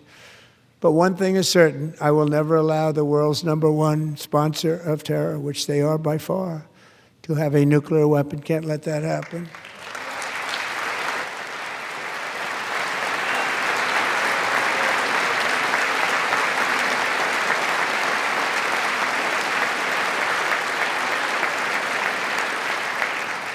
And no nation should ever doubt America's resolve. We have the most powerful military on earth. I rebuilt the military in my first term. We're going to continue to do so. Also, we just approved a $1 trillion budget. We have no choice. We have to be strong because hopefully we will seldom have to use this great power that we built together. It's really called peace through strength, and it's been very, very effective.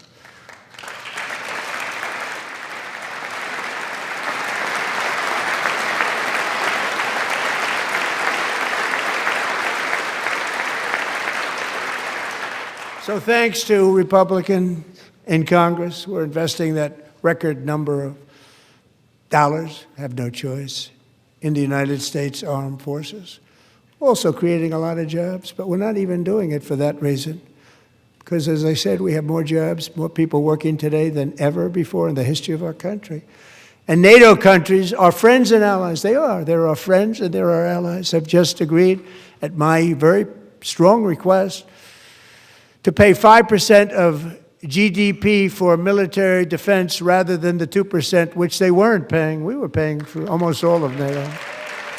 Now they're paying 5 as opposed to not paying 2.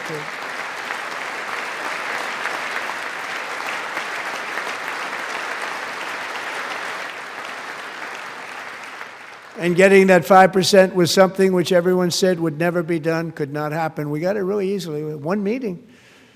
And big difference between 2% that's not paid. We were paying the freight of many of them. Very few were paid up. Now 5%, then they're paid. And everything we send over to Ukraine is sent through NATO, and they pay us in full. They pay us totally in full. Every branch of our armed forces is setting records for recruitment. This is so exciting. And every service member recently.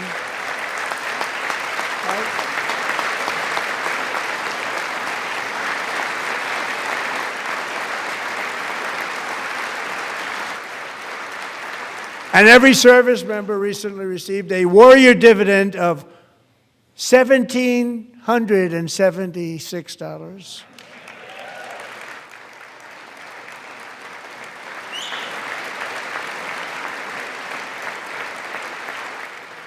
You know, they put it on my desk. We got the money from tariffs and other things, a lot of money we have. We have much more money than people understand. Have to rebuild that program a little bit, but it won't take long. But we got the money, and it was $1,775, and they wanted my approval. And I said, what's the number? $1,775. I said, wait a minute. For one more dollar, we can have $1,776. It's going to I said, we're going to figure that. I never asked anybody if we could afford it. One more dollar, I said $1,776. And I said, that's good. And I'll tell you what, our military, that was 4 months ago, our military, I never see a person in the military that doesn't thank me for it, so we're honored to do it. They deserve it. And we call it 1776. It was great. And we love our military. We love our law enforcement. We love our firemen. You know, the firemen don't get mentioned enough. We love our firemen. We're also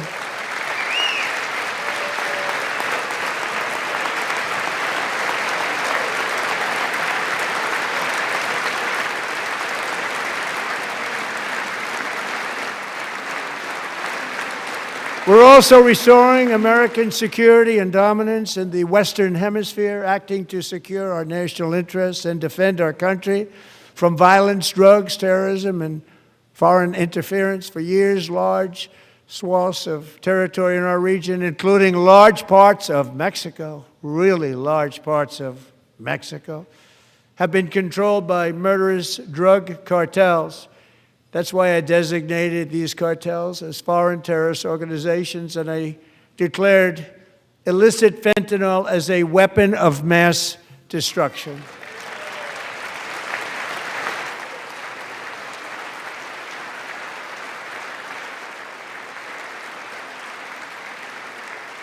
And with our new military campaign, we have stopped record amounts of drugs coming into our country and virtually stopped it completely coming in by water or sea. You probably noticed that. We very seriously damaged their fishing industry also. Nobody wants to go fishing anymore. We've also taken down one of the most sinister cartel kingpins of all. You saw that yesterday. In January,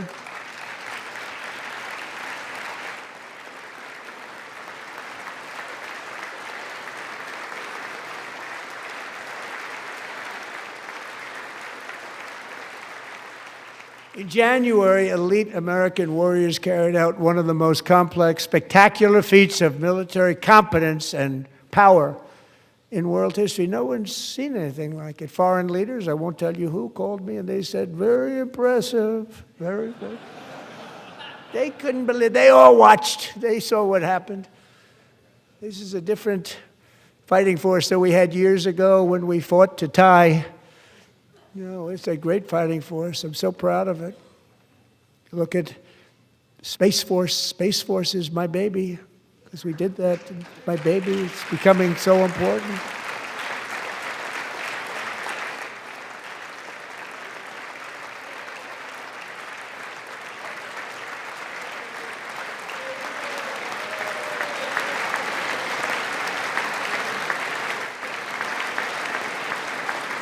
And America's armed forces overwhelmed all defenses and utterly defeated an enemy, good fighters, to end the reign of outlaw dictator Nicolas Maduro and bring him to face American justice.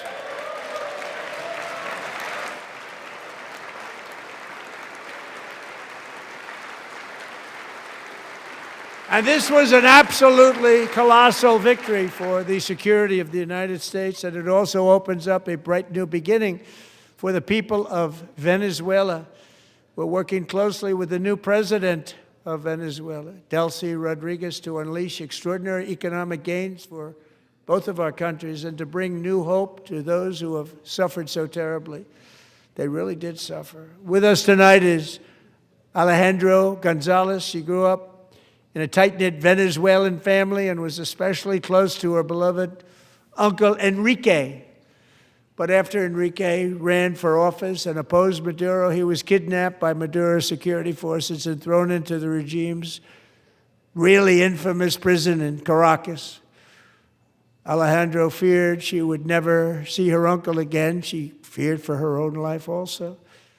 But since the raid, we have worked with the new leadership, and they have ordered the closure of that vile prison and released hundreds of political prisoners already, with more to come. Alejandro, I'm pleased to inform you that not only has your uncle been released, but he is here tonight. We brought him over to celebrate his freedom with you in person. Freaking awesome. Enrique, please come down.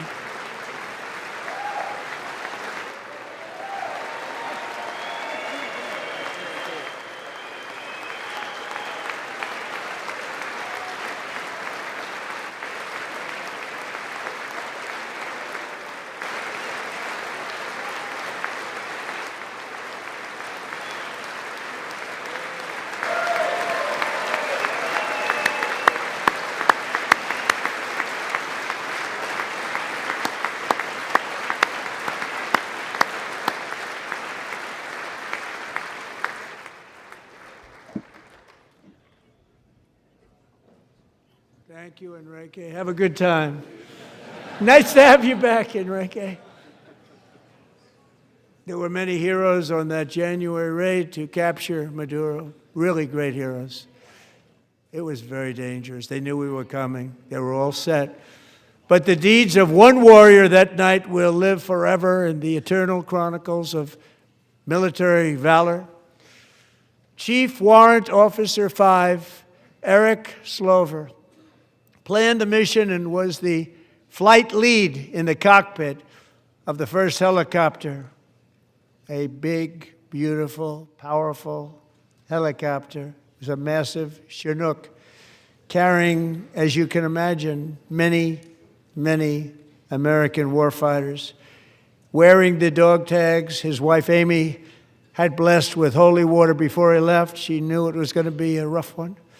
Eric steered the Chinook under the cover of night and descended swiftly upon Maduro's heavily protected military fortress. This was a major military installation, protected by thousands of soldiers and guarded by Russian and Chinese military technology. How did that work out? Not too good.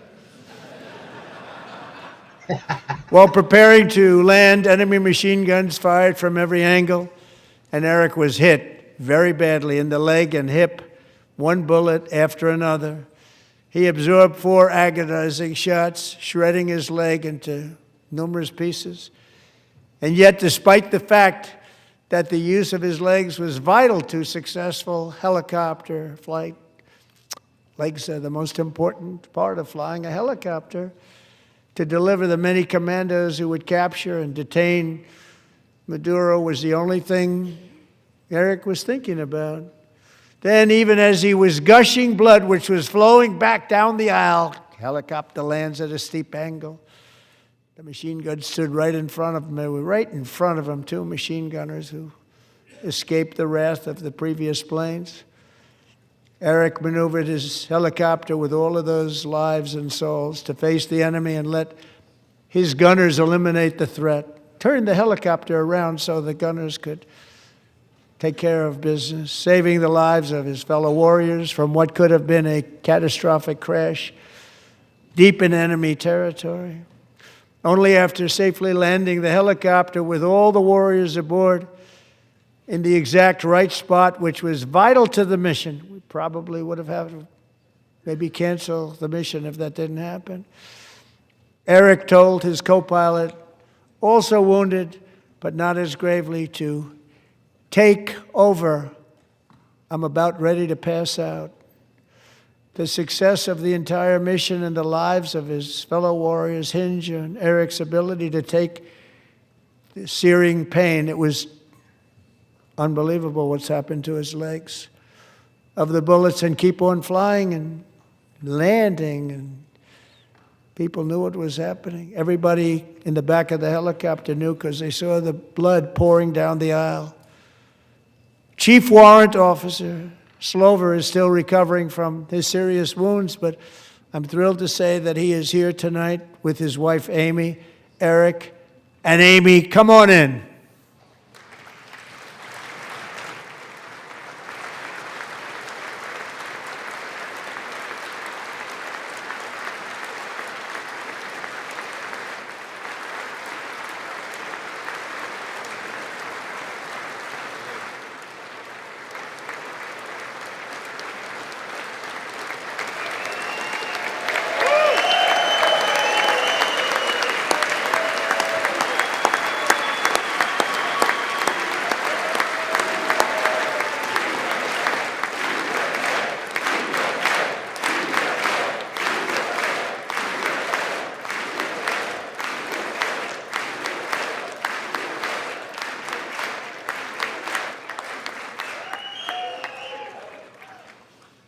So we have a surprise for Eric and Amy. In recognition of Eric's actions above and beyond the call of duty, I would now like to ask General Jonathan Braga to present Chief Warrant Officer Slover with our nation's highest military award, the Congressional Medal of Honor.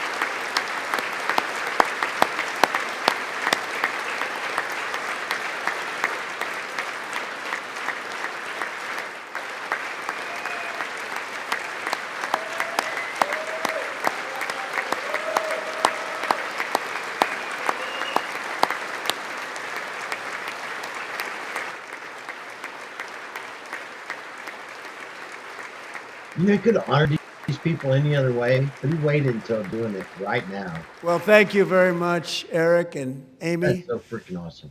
Great to get to know you. I met with them and with a lot of their fellow warriors at Fort Bragg recently. You notice the name Fort Bragg, we have it back, we brought it back. We won the First World War with it, the Second World War with it, and then they decided to change the name. So we changed it back. Everybody wanted to change back too. And 10 of Eric's fellow warriors from that incredible night of victory will also be receiving medals at a private ceremony that will soon be held at the White House, and Eric will be there. Thank you.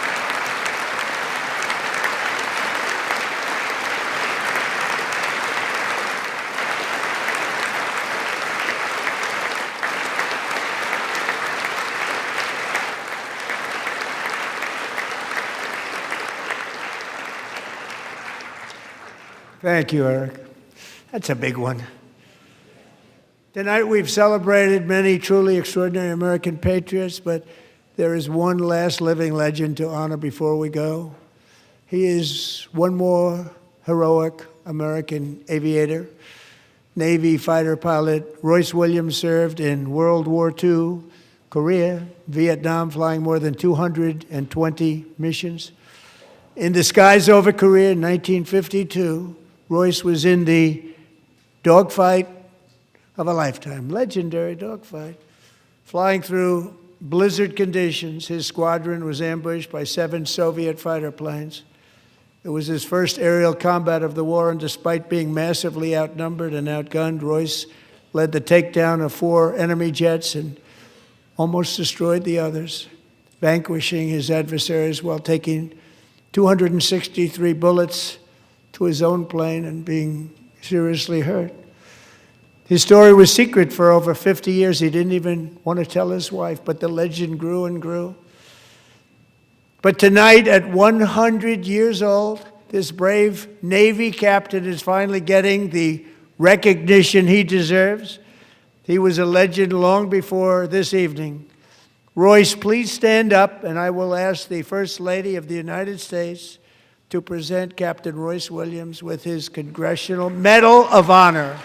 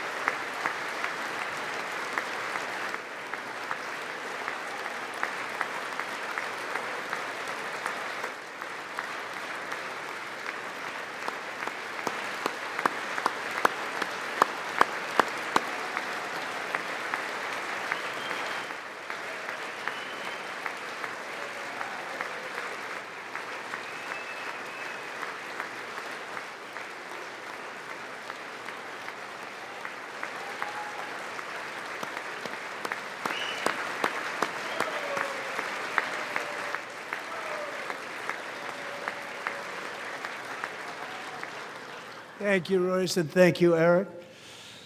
I've always wanted the Congressional Medal of Honor, but I was informed I'm not allowed to give it to myself, and I wouldn't know why I'd be taking it, but if they ever open up that law, I will be there with you someday. But you know, that's our highest honor, Congressional Medal of Honor, and that's a big thing, and it's an honor to be in the same room with you. Thank you both very much, Eric. Thank you.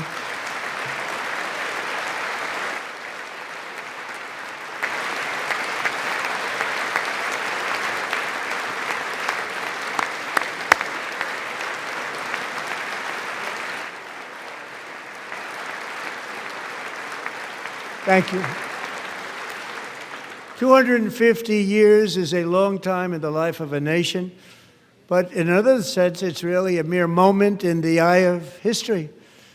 Two of the gentlemen we met in the gallery this evening took their first breaths 1 century ago, 100 years before that, on July 4th, 1826, the author of the Declaration of Independence, brilliant, Thomas Jefferson, drew his last breath. Just a single long human lifespan separates the giants who declared and won our independence from the heroes who stand among us tonight. Everything our nation has done, everything we have achieved, has been the work of those few great lifetimes. In those brief chapters, Americans built this nation from 13 humble colonies into the pinnacle of human civilization and human freedom, the strongest, wealthiest, most powerful, most successful nation in all of history. Americans ventured out across the daunting and dangerous continent. We carved paths through an unforgiving wilderness, settled a boundless frontier, and tamed the beautiful but very, very dangerous Wild West. From empty marshes and wide open plains, we raised up the world's greatest cities. Together, we mastered the world's mightiest industries and shattered history's monstrous tyrannies. And we liberated millions from the chains of fascism, communism, oppression, and terror. Americans lifted humanity into the skies on the wings of aluminum and steel. And then we launched mankind into the stars on rockets powered by sheer American will and unyielding American pride. We wired the globe with our ingenuity. We captivated the planet with American culture. And now we are pioneering the next great American breakthroughs that will change the entire world. All of this and so much more is the enduring legacy, unmatched glory of the hardworking patriots who built and defended this country and who still carry the hopes and freedoms on all of humanity's backs. For years they were forgotten, betrayed, and cast aside, but that great betrayal is over and they will never be forgotten again, because when the world needs courage, daring, vision, and inspiration, it is still turning to America. And when God needs a nation to work his miracles, he knows exactly who to ask. There is no challenge Americans cannot overcome, no frontier too vast for us to conquer, no dream too bold for us to chase, no horizon too distant for us to claim. For our destiny is written by the hand of providence, and these first 250 years were just the beginning. From the rugged border towns of Texas to the heartland villages of Michigan, from the sun-kissed shores of Florida to the endless fields of the Dakotas, and from the historic streets of Philadelphia to right here in our nation's capital, Washington, D.C., the golden age of America is upon us. The revolution that began in 1776 has not ended. It still continues because the flame of liberty and independence still burns in the heart of every American patriot. And our future will be bigger, better, brighter, bolder, and more glorious than ever before. Thank you, God bless you, and God bless America.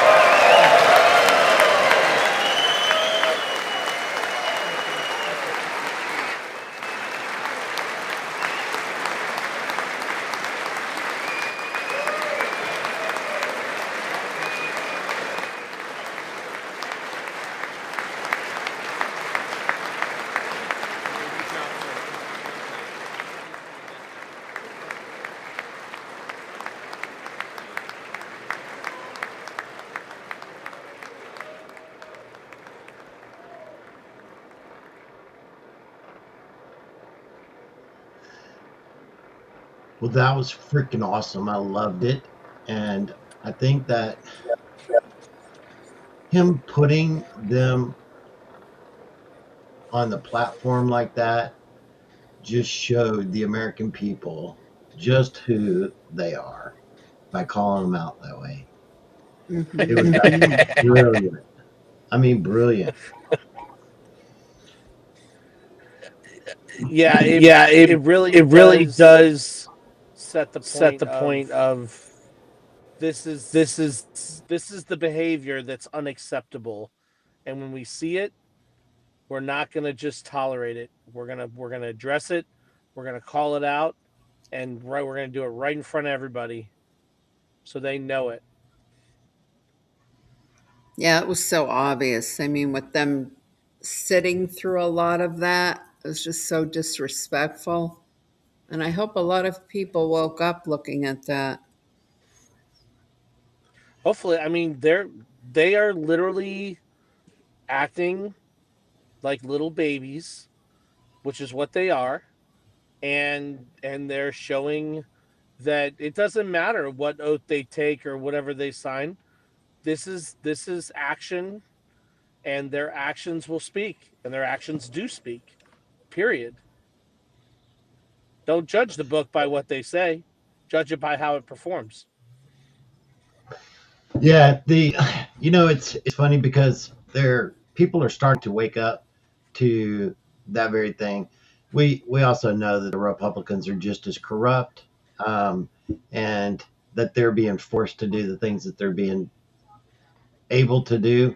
But even in that, the Democrats and their ideologies, it is good to see so many people waking up to that, and that it's being pushed by ex-Democrats.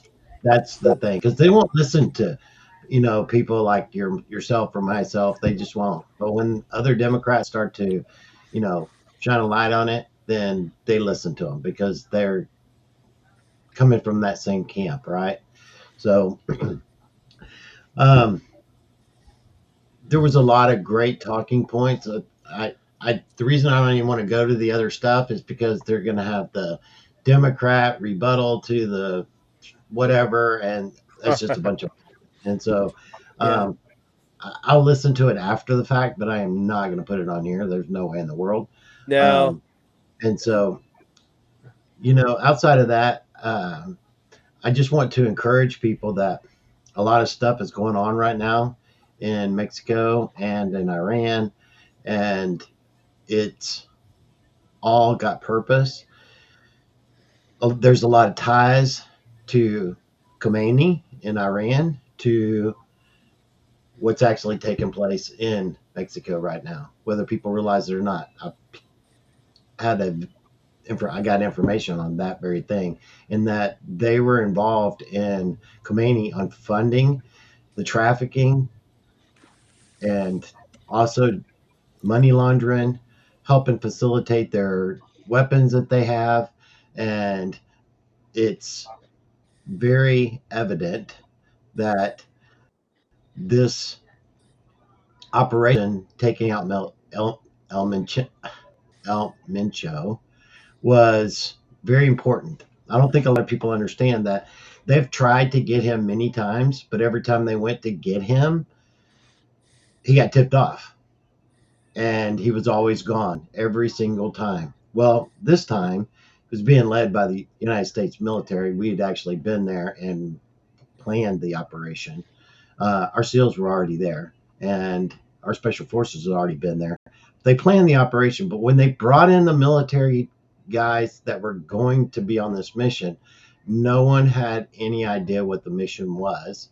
These guys were already vetted, and whenever they came in, they were sequestered. Not only were they sequestered, all electronics were taken, and every bit of potential anything transmitting, the military was watching for it. And Yep. so the Mexican government didn't know it was actually happening. Nobody knew it was happening, but the people that was in the need to know, and there was very few people that needed to know. And once these guys actually found out, There was no way for him to ever be tipped off. And what happened? He got. And Yeah. so, Well, it's funny. It's funny as you say that. I happened to watch the movie Sicario last night, and I don't know why, but here's the thing: I didn't realize the proximity of what is it damn it, Fort Bliss in El Paso, and what's the city down there? The oh, city right Warwick. next to it, Juarez, and Juarez, and They're I'm right like, on they wait touched a the minute, freaking yeah, border. I didn't even know, I didn't put it together, and then I'm like, well, wait a minute, this movie is like telling us when we first go into Mexico, we're going to Juarez first. That's the first stop when the whole thing starts. They're literally like saying it, like this is how it's going to go down, and that's exactly what happened. Yeah, it's pretty funny, isn't it? It is. It's So, hilarious. so when this is my prediction is I believe that the stuff that's going to happen with Iran will be probably Friday night this week, late, meaning as in Friday night there, but also Friday night here, which is Saturday morning over there. Right. And the reason being that I say that is that they're going to do it over the weekend where the markets and stuff here don't have a chance to react to it and the uncertainty of it until after it's actually happened. So um, they're supposed to provide a detailed plan before they go into their meetings on Thursday and Friday. They're not going to have one.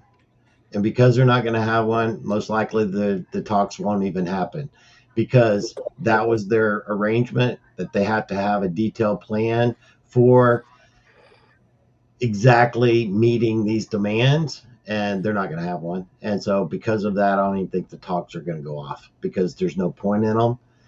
And I believe Friday night here, late, just kind of like they did in where it'll be early morning there Saturday morning, but still Right. late enough here that all the markets are closed, everything's closed around the world, and they'll have time for the after actions of what's actually taking place and how it's going to go down after the fact.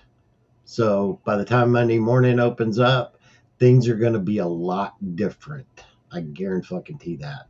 And so I can't see it going past this next weekend to be in 2 weeks. That's outside Yeah. his deadline, and he's not a person that goes outside of his deadline. If anything, he goes short of his deadline.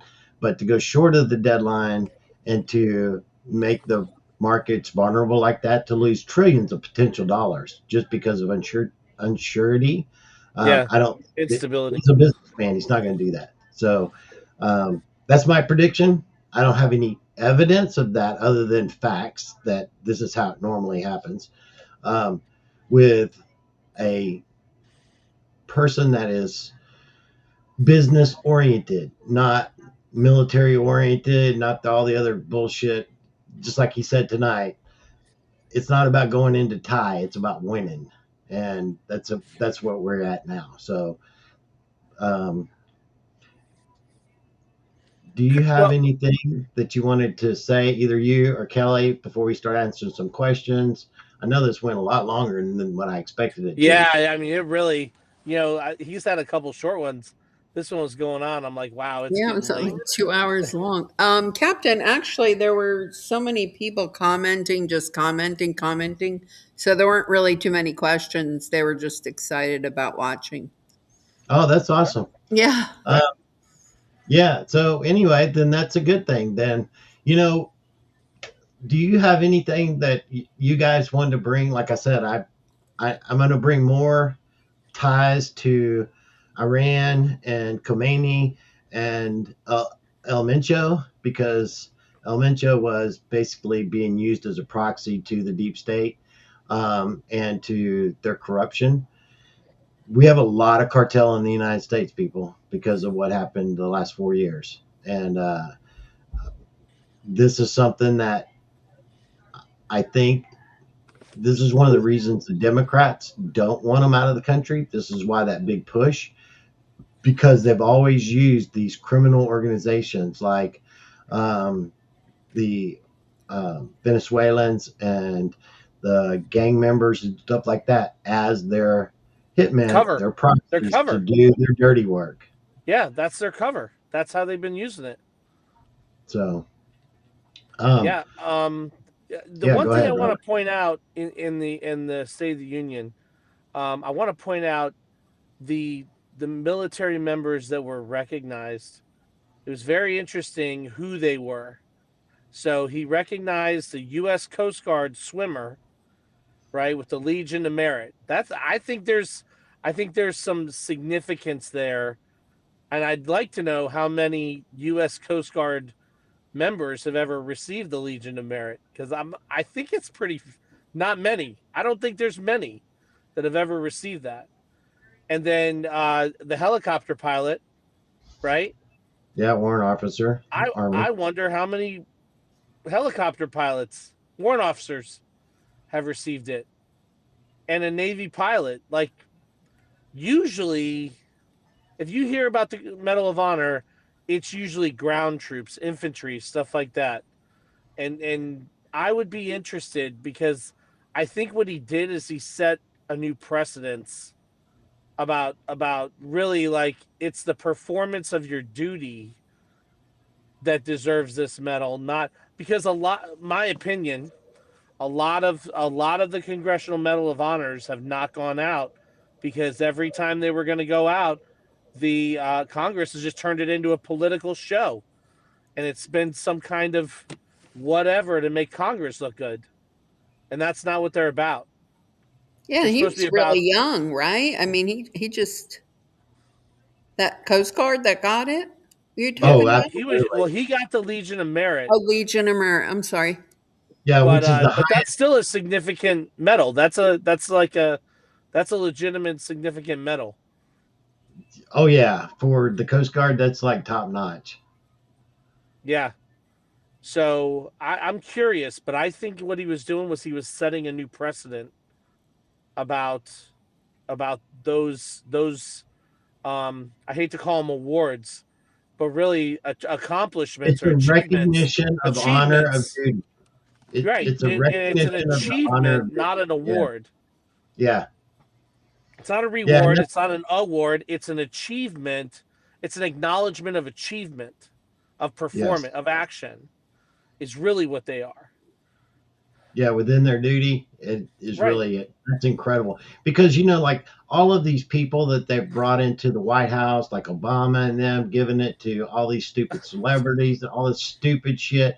It made me want to throw up, and I was really how honored it was to honor them in this way at that time, and even the hockey team by showing them the honor that he did before the country and the world, and that was Right. incredible.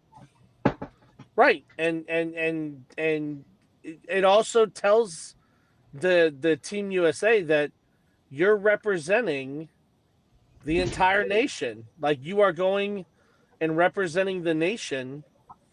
And I think additionally that's going to move into a process of you're representing America, you're representing the nation. You better act like you represent the nation, or you won't be there. Yeah, yeah, and I think that there's a lot of that liberalism within the camp itself Yeah. and that ideology, and you have to kind of grasp the fact that okay, now you're going into the Olympic camp because they all get together and they train together and they start doing things together and preparing before they go and all that. And to go in that environment and being someone that's not that Did you way, guys freeze? you're almost being isolated, right? And it's a Right. really hostile environment to kind of go into, because it's like you either believe like us or you don't, and you're the enemy, right? Instead of that, no, we're supposed to all be doing this for our country, not for you, not for no, for our country. We're representing our people, and Right. the few people that actually really stood up and honored that way, it was incredible. And it's not about a lot of them sitting there saying, well, I'm going to use my platform for, you don't have a fucking platform. Excuse me, Right. but you're a fucking athlete and you're an idiot. We don't watch you because you are some kind of superstar, that you are a great performer. No, you are an athlete. So it's the same thing with like sports. The reason I quit watching sports, I used to have season tickets behind home plate at the Astros. Behind home plate. I mean, there's serious season tickets, right? My wife and I loved going. And during COVID, and they came out with that BLM shit across the See ya. for Major League Baseball. I did not go to the game, and I told them right then, I want my tickets. I want my money back. And I got my money back. And basically every year since, we're talking some serious cash here for tickets, right? Yeah. Went to the World Series. I went to all this stuff. And basically it's like when they did that and they got political, it made me want to throw up. And because of that, I don't watch it anymore. I don't have anything to do with it. My wife still goes, I really miss going to the games. I'm like, I do too, but I will never support that ever again, because that's crossing the line. I want that for entertainment, because that's all it is. Sports is entertainment. To take me away from this bullshit that I'm in every day, to go and be there for 2 hours, 3 hours, whatever it is, and forget about all that crap. And then when you bring that crap into that arena, I didn't pay for that. And I ain't paying for it. Right. And it's like, in the future, I agree with you. In the future, we get these Seventh Amendment courts up and running, right? Like these clowns, it ain't gonna happen. It ain't gonna fly. It's not gonna fly. I know ain't a word, but it's not gonna fly. You go off and act stupid like that. It doesn't matter. You're in high school, you're in college, you're professional, whatever, and you end up in one of those courts, you're banned. You're restrained. You're not allowed to be on any of those. You're not allowed to be in that entire sports entertainment system. You're not allowed to represent the nation. You're done. Nobody cares how good you are. Nobody cares. We will put you to pasture. You'll right to a box. Done. Doesn't matter. Because you're not going to embarrass this nation has been embarrassed. I love how Trump is called. I love how he's called these fucking woke fuckers over there embarrassing our country. And it's like, excuse me, but you are a retard. If they sit there and if it's like there have been many that actually represented with honor, and sit there and, Cat, would you freaking stop? She's climbing up my wall. She's like the jungle cat. I mean, she's my ninja and stuff. She's been waking me up. I go to sleep at night. She gets on the bed, and like when he needs and stuff, she normally does that and then don't stop, right? Because she's trying to wake me up.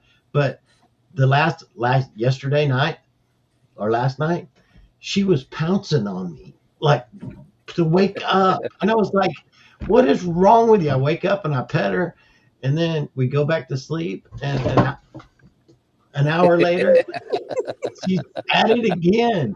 And she's like doing the same thing, waking me up. And it's like, I was telling my wife about it. I'm like, what is up with this cat? Is she like, why is she trying to wake me up? Is she like seeing something that I need to wake up for, or what?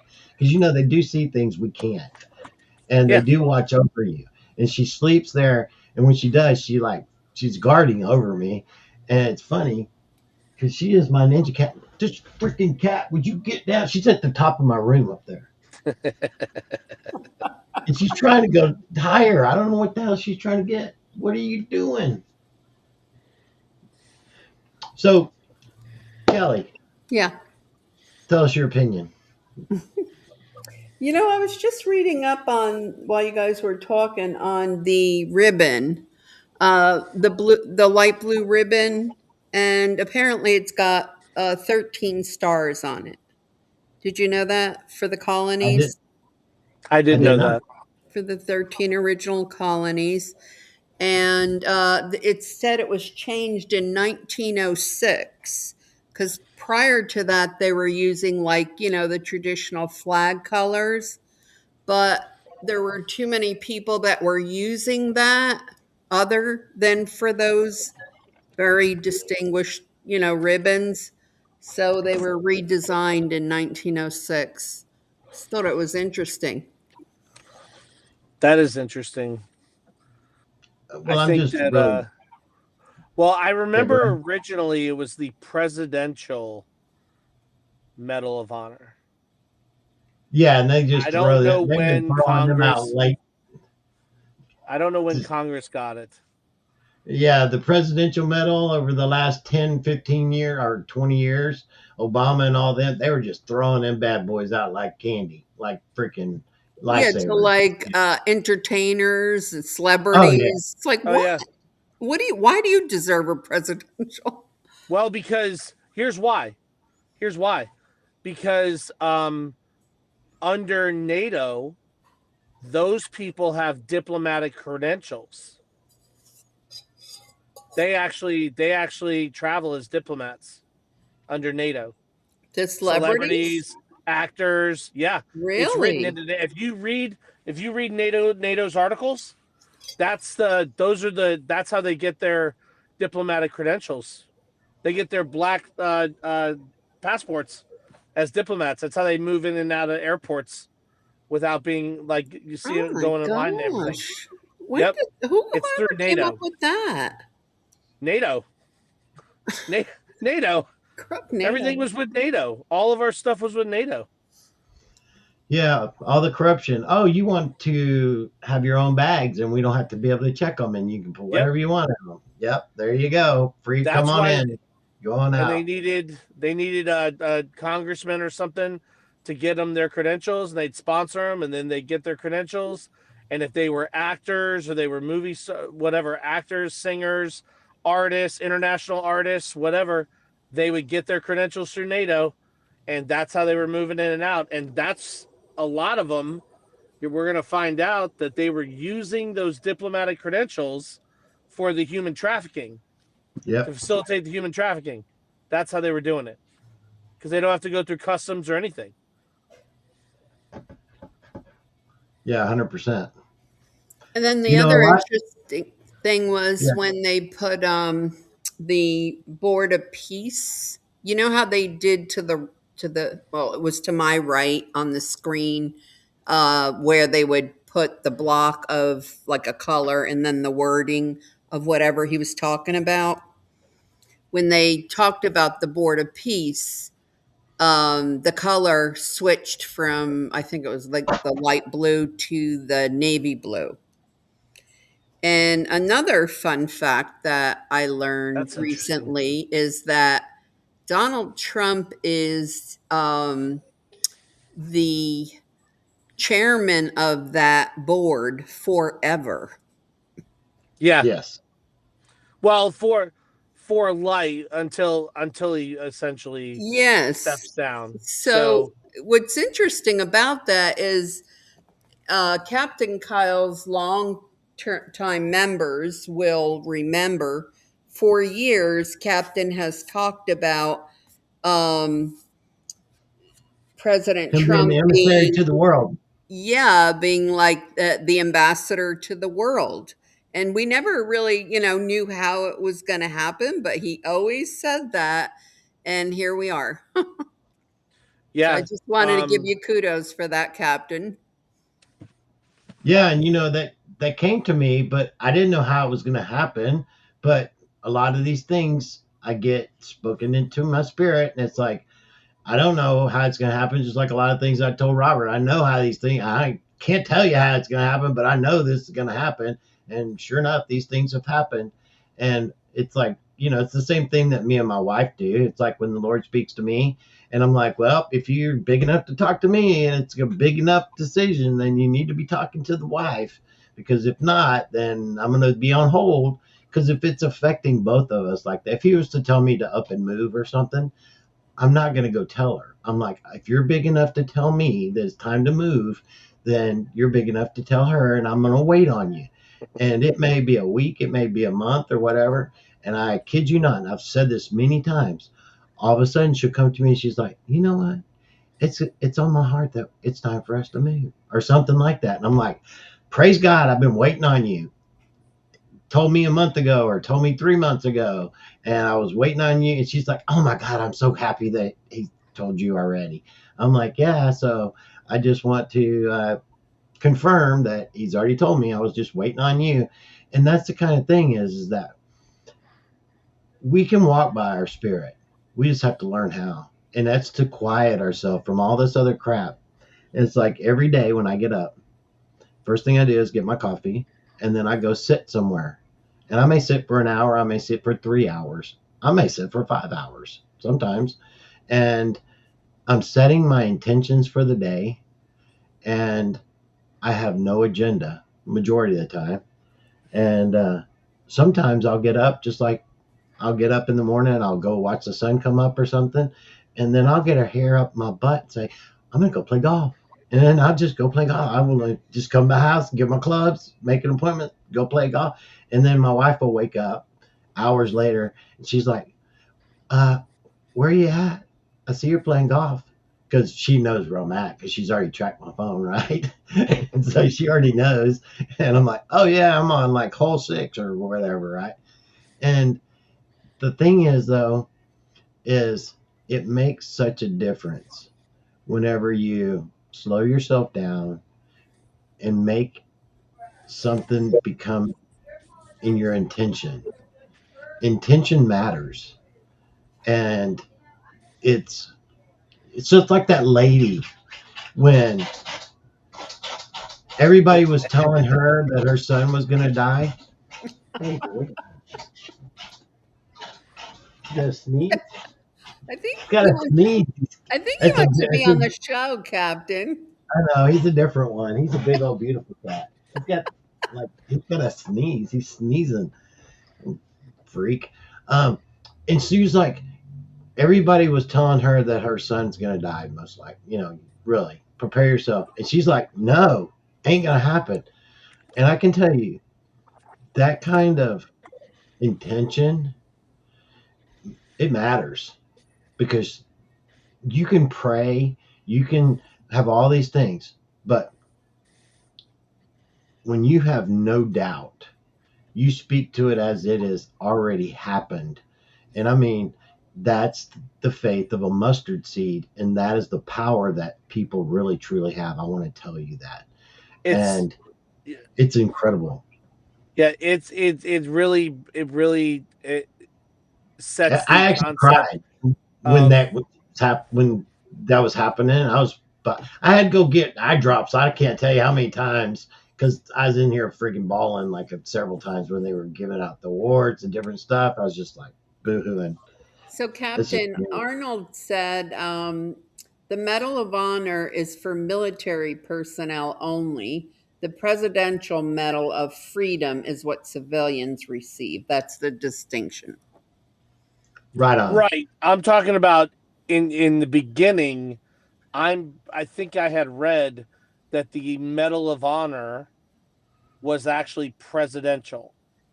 It transferred to Congress. It was not originally the Medal of Freedom. It was actually a presidential. I'd have to go look again, but I think in the origin of it came from the presidency itself. So Arnold, I want you to come on my show because me and you need to talk. We need to talk to everybody. I want you to come get with Kelly and come on the show. Yes, Sorry. Arnold. I've been wanting you to come on. I'm nagging you now. You hear Captain's asking you. There you I've go. asked her several times. So once you come on the show, me and you're going to talk. We're going to like talk just like this. Me and you, buddy. So, all right. You got any closing words, Robert, before we I got kill one more this? thing to talk about. No. We had talked about the people reading the letter into public, right? Yes. Before? Yes. I just got the first email. I'm pretty sure it happened today. We are going to be adding a tab, another page to the website so that we can track and we're discussing how we're going to do it. Hopefully they're going to be able to upload the document that they submitted and they'll actually be able to post the link for the video in their county or community. So we're trying to figure that out. But today was the first one, and it was in Utah that went in. So people are Awesome. doing it. So yeah, it was really good. That's great. Great here. People, it's important. Just get involved. However, Yep. it However, everybody's got a role to play in this. I got my role. Robert's got his role. Kelly's got her role. President Trump has his role. We all have a role in this. And they're all different. yeah. I mean, and nothing is more important than the other because God is not a respecter of persons. Always remember that. So the thing with that is that God doesn't call the prepared. He equips the called. So when you're called to do something, you may not know how it. I had no idea when I was going to Bible college a long time ago and anything. I had no idea this is where God was going to put me and have the platform to speak to people and speak in people's lives. But I honor that very much so. And it's like Kelly's always asking me when people have said things or they call us, names or whatever, because it's happened a lot because we get attacked a lot. And that's just the enemy. And I never have ever had to defend ourselves. I'm not ever going to because the truth doesn't need to be defended because that's God's and neither do I ever. So, Yep. You got anything before we go? Robert, I'll let you have the last word after Nope. Kelly. I'm good. I'm good. Thank you. Yeah, just thank you everybody for joining us tonight. We are going to be postponing Joe Patriot with Faith, Love, and Hope group for tomorrow night. We'll let you know the next date. She's having some issues that she needed to postpone that. So just to let you know, we won't be going on for a Q&A, but we will as soon as we can because I know really enjoy going over there and we love Joe. So, and Yeah, she's we in always our have a great prayers. time. Mm-hmm. Actually, we've had some supernatural things. Hey, bud, let me tell you, we actually split, and I ain't kidding. This actually happened live on the show where we actually switched dimensions. Part of us was in one, and I was in another one. I ain't kidding. It actually happened live during the show on this channel. I ain't kidding. Kelly, Strange things am I happen. lying? Yeah, it was crazy. And it was the craziest thing. And this has happened, like some supernatural things have happened twice, I believe, on that channel. And with us being there. And it's always fun. I enjoyed it a lot. And Joe, we'll see you soon. And Thursday, big day. We got who, Kelly? Who's coming on Thursday? Yeah, Sheila Holmes. Yes, our girl Sheila Holmes. And so It's 8 I'm o'clock looking forward to that. Eastern. So, yeah, we're So yeah, looking forward to that. That's going to be a good one, guys. So, mark that down on your calendar.